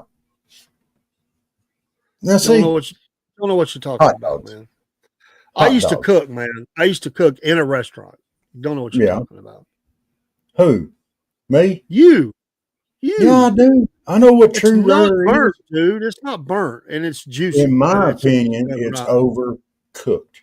Other people have their preferences. You're calling it burnt, dude. That's not burnt. That's overcooked. I promise you, my wife burns them, man. She wants it burnt. I know what that is. In my opinion, it's overcooked, i.e. burnt. Now, and the reason why I say that, because the way I cook mine, I have the heat cranked way up, and I get that nice crusty part on the outside because I want it seared. And it's almost considered burnt, I guess. It's seared on the outside. Dude, I've seen people that never got a chance to sear, man. I'm telling you, that's the way they're requested. It basically hit the grill. As soon as it hit the grill, you flipped it over. It didn't even stay a full second, man. And it went on the plate, dude. That's cold. That's straight out of the cooler, dude. That's the way they want it. I probably would have mine cooked a little bit more than that, or left on there a little longer than that. But I know you would. But that's what a true rare that these people want is. Why even put it on there? I have had a steak. Out of the cooler and eat it. I have had steak that's pink on the outside.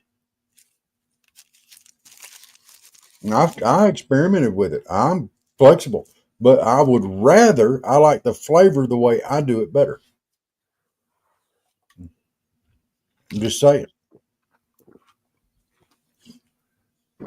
There is actually a name for the way that I like my steak. It's called Pittsburgh style. And why they call it Pittsburgh style, I don't know. I guess they're kind of crusty on the outside. What do you mean lies? Like a grill. Grills are okay. Smokers are better. I don't smoke my steaks. I cook my steaks in the frying pan. Sorry, that's the way I like them. I do like smokers better than I do grills because I like smoking a Boston, but I can cook one in the oven too, which I'm going to. Excuse me, but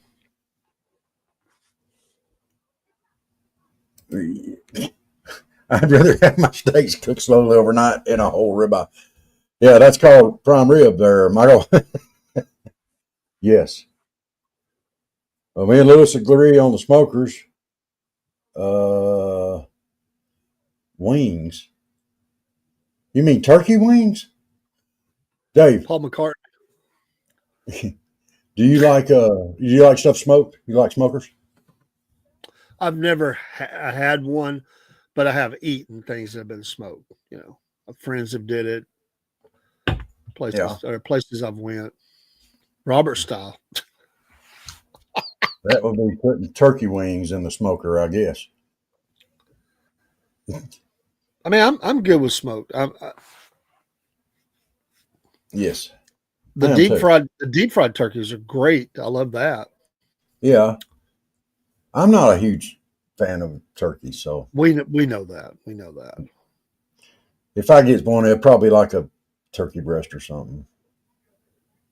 I ate turkey today on a sandwich from Panera Bread. I don't care for Panera Bread that much. It was a free lunch, dude. I mean, I don't go there. Okay. Well, free is different, That's what I'm saying, man. You can make yourself like it if it's free, It was brought into a meeting that I was in. So kettle chips and turkey sandwich on white bread. Give time, you can smoke anything. Yeah, yeah. Is that true, Lewis? Can you smoke souse meat? I bet it would just ooze down into the smoke. Go away. You're like, where'd my souse go? Hey, Kaylee, I see you trying to photobomb. You better wave back. She's showing off her new Georgia hoodie. No, I'm not. I'm just saying hi. Oh, she's got a Georgia hoodie. That's awesome. There's all on here. Lots of people. How many? Yeah. And then all these people. So, let's see. You can a whole pig. Yes, you can. You can also dig a hole in the ground. I was just fixing to say that. I'm not doing that, but yeah, I've heard that. Yeah. You cook it in like a pit. Yeah. Yeah, I'm not down with that. Well, I guess I've never done it, so I don't know. It would seem like there would be a way to do it to keep the dirt off of it. It's just nasty. Ugh. Smoking a whole hog, though, that'd be awesome. Well, barbecuing a whole hog would be awesome. I've never done that. I want a smoker big enough to do that. Come on, Coco. What do you mean, Michael? Then what do you do with all the stuff that souse is made from? Well, you got to do something with it. The animals have got to eat too. Dude, that's just wrong. Feeding pig to pig. Come on, man. Hey, it don't have to be just pig. That's what the outlaw Josie. That's what the outlaw Josie Wells said. Birds got to eat. Come on, man. Birds got to eat. Scavengers, man. I guess you say the same thing about pickled pig feet and pickled eggs and stuff like that. As far as I'm concerned, the birds can have all that they want. I will not. I have a non-compete clause with all birds, versus a lot of these things you're mentioning. Oh. I was just thinking, what was Rooster Cogburn? Was that the one where John Wayne was starred with? I can't even say her name now. Kim Darby. No. I got to find this because I should know this and I can't remember. Which movie will tell you? Rooster Cogburn. Oh, Katharine Hepburn. I'm sorry. I was Yes. I keep remembering the scene in that where the Indian boy that was running around with them, I can't remember his name, but he went out and he shot an owl and something else and brought it back. And she said, well, I can make a nice wilderness stew with this. You'd have starved to death. I have the distinct feeling. It was a great movie. One of the It was. Yes. Nearing the end of his career, sadly. Yes. Michael, you wouldn't eat feet. Pork belly. Absolutely. Absolutely. Pork side meat too. Well, that movie came out about 1973. Yeah, I think so. And I would have been about 8 years old. So I would have been. And it was a talkie. It was. Oh, it was good though. Man, that's a classic. Have you not ever seen True Grit and Rooster Cogburn? Oh my goodness. Dude,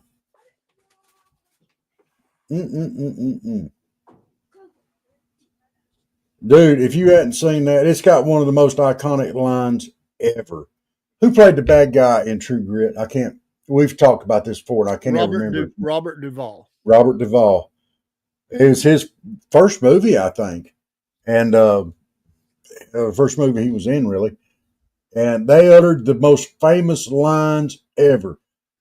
There was a whole line of them up there. John Wayne was up there on his horse, and he had his rifles out, and they was hollering back and forth. And Robert Duvall's character told him, that's some awful big talk for a one-eyed fat man. Old John Wayne screamed out, fill your hands, you sons of... Yeah, I'm not going to say it. And here it goes. You're not into gritty stuff, Chick Bait. You like Goodfellas better. What is your definition of gritty stuff? I mean... Just a flicker show, Ma. Can I get a penny for it? Look, dude, that's a classic. That is a classic. And even Dave will agree with me on that. That is a classic. What do you mean, even Dave? What do you mean, even Dave? Like? Well, you probably like the remake better. Of what? Rooster Cogburn. No, I turned it off. I did too. I hated it. I watched about 20 minutes and I said, this is junk. Everybody said, it was more like the book. It was a classic as a movie. Leave it alone. Leave it alone. I don't care. Man. I hated it. Jeff Bridges. Horrible. Hated it. Oh my gosh. Okay. That's the problem right there. You got to watch the John Wayne version. Oh, you're going to make me and Dave start squalling. You have starved your brain of information that you need. Oh my gosh. I'm surprised that is the worst possible. Well, I mean, nothing against her. She was not a bad actress. The storyline, I mean, it just looked horrible. It's just the whole presentation was horrible to me.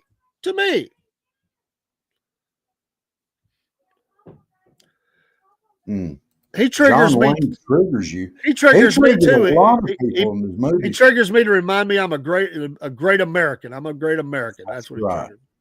That's right. Yeah. John Wayne. What do you mean he needs a bath? You talking about Lewis? I can't believe what? Where did that come from? Well, Lewis made this comment. Oh, Lewis. And then Chick Bait said he needs a bath. Oh, Chick Bait, don't even try to change that right now. Come on. See. Oh. I like Clint Eastwood a lot, Lewis, but come on. The Duke is the Duke, man. Come on. Yeah.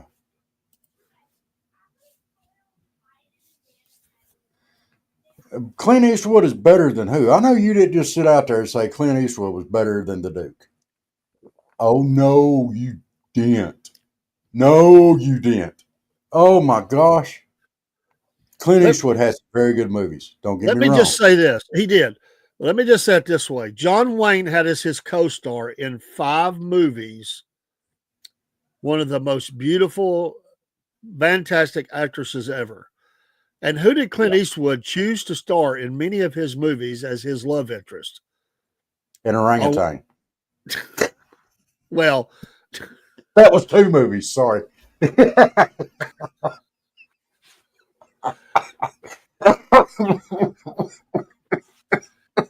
Well, Chickmate, I don't think that John Wayne was going for funny. I mean, Bob Hope had his shtick, and so did John Wayne. I mean,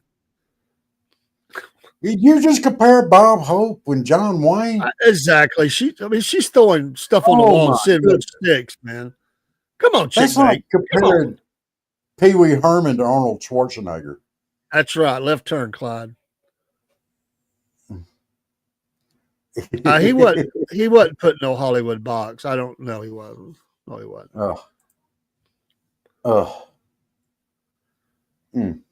No way.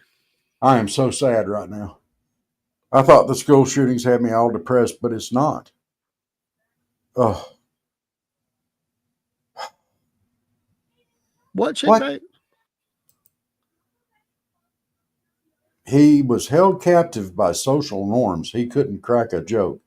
Apparently, you haven't seen him on some of the network shows that he was on. He cracked a lot of jokes. Yes.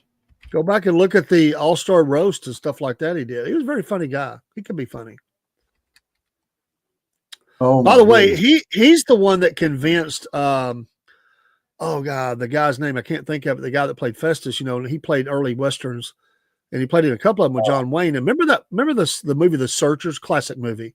And remember, he had that funny voice. I mean, he didn't like doing it. And John Wayne said, "You need to do it." Said it'll make you a star because people will remember it. And he was right. His roles got bigger and bigger. If you think John Wayne is not funny, you need to watch the movie McClintock. I love that movie. It's amazing. If you've never seen McClintock, you need to watch it. It's actually a comedy. I got you. Okay. You thrown it out there, Chickmate. Well, I'm just responding to what you said. She triggered us. You triggered us. You cannot trash talk the Duke. I'm still shaking over here. Oh, no, you didn't. Who's John Wayne? He's trying to make me have a stroke. I know exactly what he's doing. He's trying to make me just plumb out, have a stroke. You need to go out there and hammer your metal some more there, big boy. He said it. He said it would be for great podcasting to see you explode. So he's waiting for it. He's eating popcorn right now. I know he is. He's trying to trigger me. He's go out there to hammer his metal some more, I guess. I don't know. I think he's hammering on you. He is. I should take it as a compliment. Is he trying to be the keyboard warrior right now that sits in his mama's basement and throws out daggers at people on podcasts?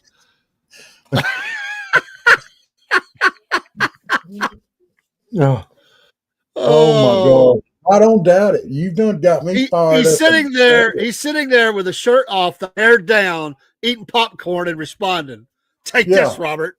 Yeah. Hammering on the keyboard. Yeah, hammering on the keyboard. He's probably got a little hammer as his icon, for his computer. If he don't, he should. That would be cool. His cursor should be a little hammer, a blacksmith hammer. And he's like, I'm your new troll. See?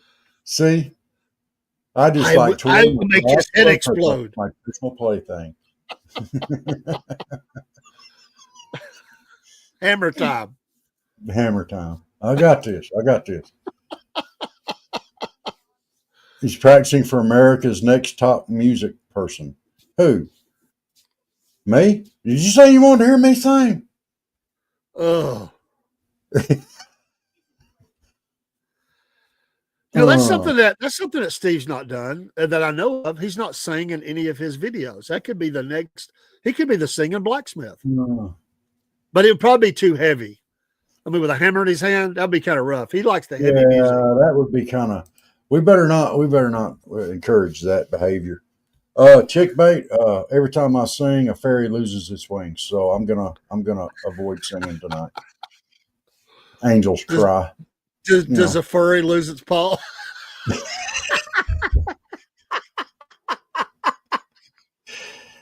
Every time I sing, a furry misses the litter box. Chickmate, you're still in school. Do you go to school with any furries?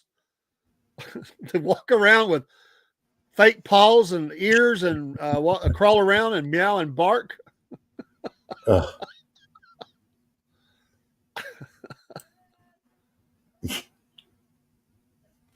You never. Well, I wouldn't ask either. I thought you might have seen them. Oh, she's. Oh my gosh! Not in college. I thought she was going for that's junior high, so that fits. Well, you just showed your age, junior high. That's called middle school now. I sing in the shower. Even the fungus has run away from the sound. Oh, so I have to get away to clean the shower for you. Okay. Oh, that happened after you left. I just imagine though, he's probably singing like something really heavy, like I don't know, death metal or something, you know. Did you hear that? Oh, he gets in the car headed to work. He's punching the ceiling of the car. Ah, you know, just all fired up. He gets to work, has to calm down just to be able to do his job. And see, I like Disturbed, so. How would you even know what that sounds like? Have you put a parakeet in a garbage disposal? Oh my gosh, you're my new hero. Well,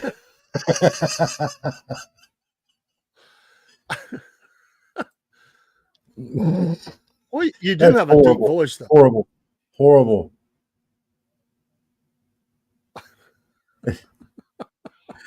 Oh.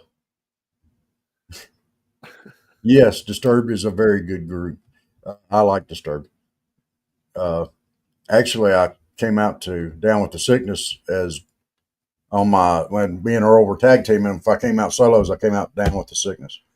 And I'm not commenting on chick bait. I don't even know what it is, so I'm going to stay clear. No idea. Same here.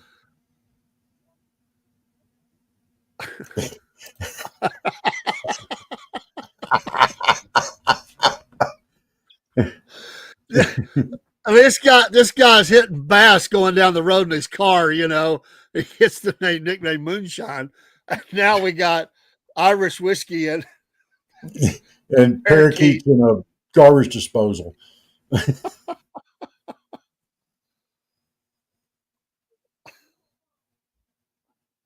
What? If you put a squirrel on the high wire, you're nuts. Get it? I don't get it.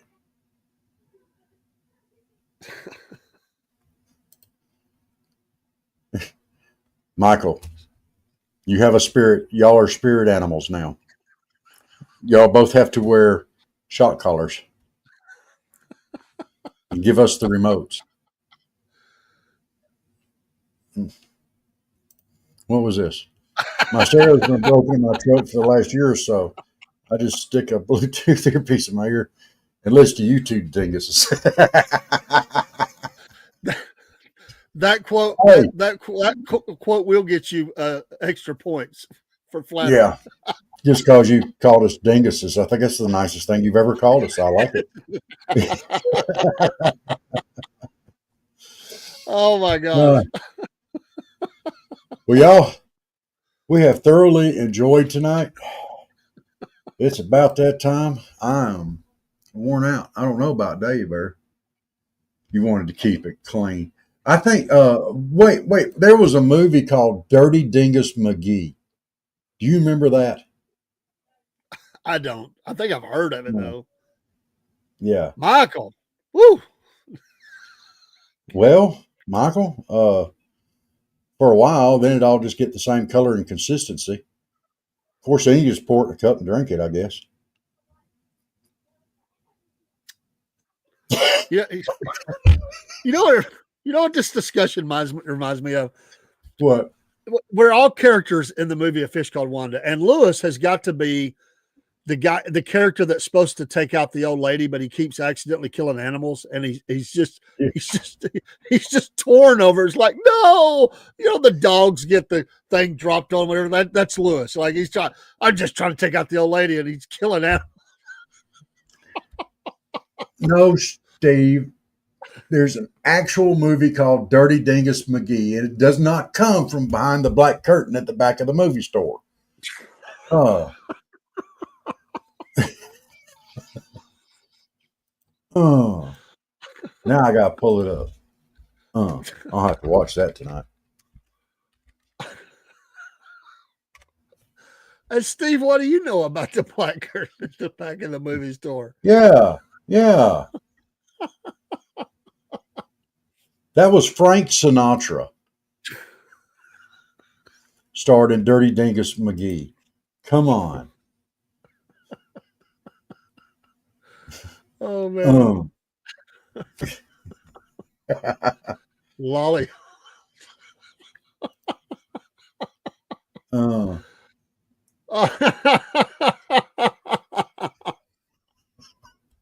make my blood pressure go up, though. Oh man. Chick bait, you keep that up, and I'm gonna tell my Henry the Brown-Nosed Reindeer joke. Oh, please don't encourage him. There's this person I know. I'll be careful here because I don't want to out myself here, and make them mad. But you ever met somebody that everybody they meet, they tell the same thing? Like you've heard it every time you're around them and they meet, they tell the same story. And I've only heard it like 100 times now, and it's like they'll say something that they look for certain words and they'll say, "Oh yeah, well I met." It's like, don't say it again, please. Don't say it again. Please, I mean, it's like, don't do it. Don't develop some new stories.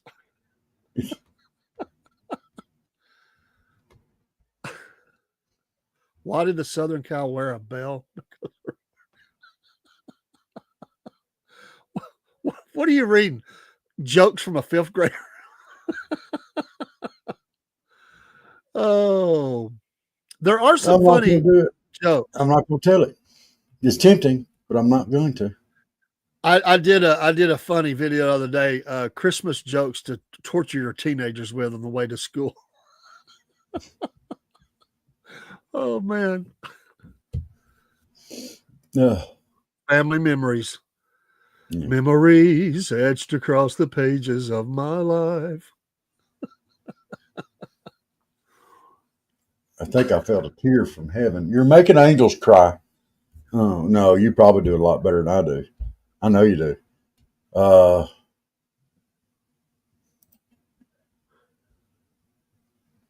You're the guac of my life. Chick, man, have you had coffee tonight? I mean, like several cups. Oh man. All right. Everybody, I enjoyed it. Dave, you don't look as tired as I feel. We'll get off here. I just one last thing. I wonder when Steve gets old, like he's not old, when he gets old, that he might not be able to do the blacksmithing thing anymore. Like he just can't. Maybe it becomes half pine knitting.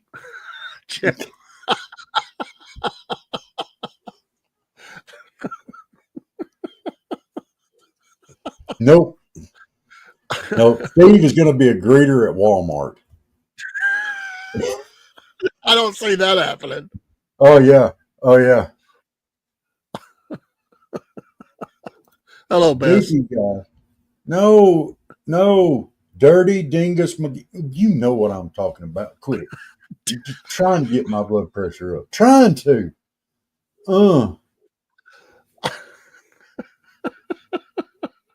Half pint spinning.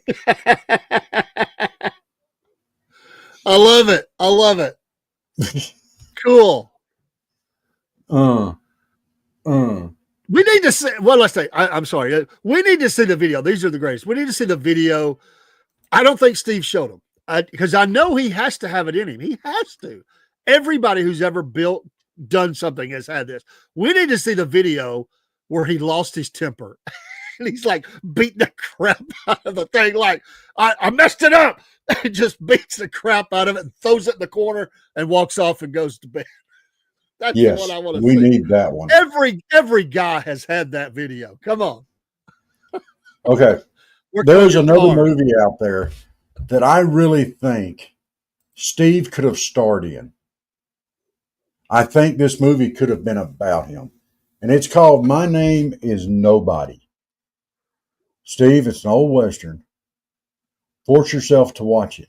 You'll get hooked very quickly. I picture you as this guy.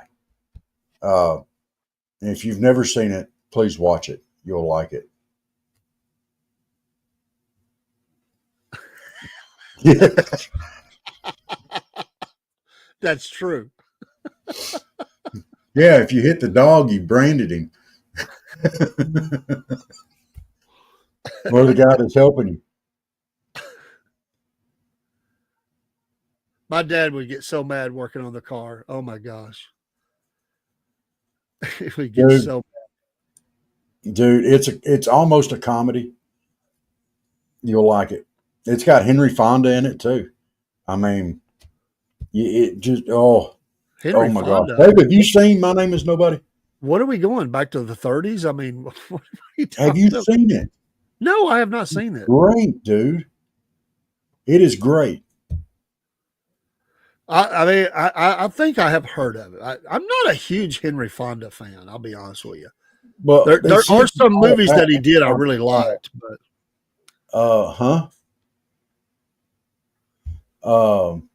Terrence Hill is the star of it, but it's yeah. Super Fried Bait. That would be it. The Southern Fried Chick Bait and Clickbait reality show. No, I don't know if I could do that. Southern Fried Chick Bait. I'm not a fan of.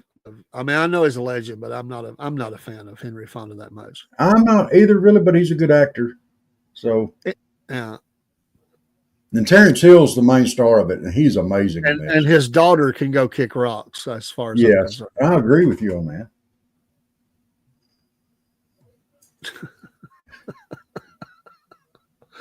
Oh man, y'all been great tonight. Did you say you love chicken in bathtubs? Okay, we're getting too far down here. All right. When the chickens and bathtubs come out, it's time for us to call it a night. Hey, thank y'all for tuning in tonight. Everybody out there, if you'll like, follow, and subscribe, crush them. Crush them follows and subscribes and the like buttons. We'd greatly appreciate it. Y'all have a great night and a wonderful, wonderful day. You've made it through Monday. Oh my gosh. Oh my gosh. Game changer. I can see it on the KFC menu now. Bathtub chicken.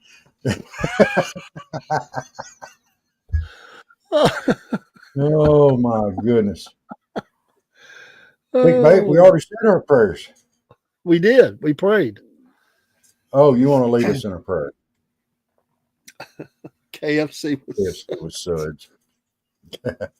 Oh man. Hey, y'all have a great night. Y'all, yes. We will be back soon, as Arnold says. Yes, soon. Soon. I don't even have to use a napkin. Oh my Lord! Did he just say Warsh? That sounds like something from Alabama. He's been hanging around us too long. He's starting to use the wash, and next thing you know, he's been calling the wash rag. He'll be saying maters and taters. Y'all have a great night. We will see y'all soon. Salute. Well, once again, it's time, my friends, for another meet and greet. We're Southern Fried and nationwide, so hang on to your seat. Look around, here's what I found. I guess you'll never know what you'll see on the Southern Fried Podcast Show.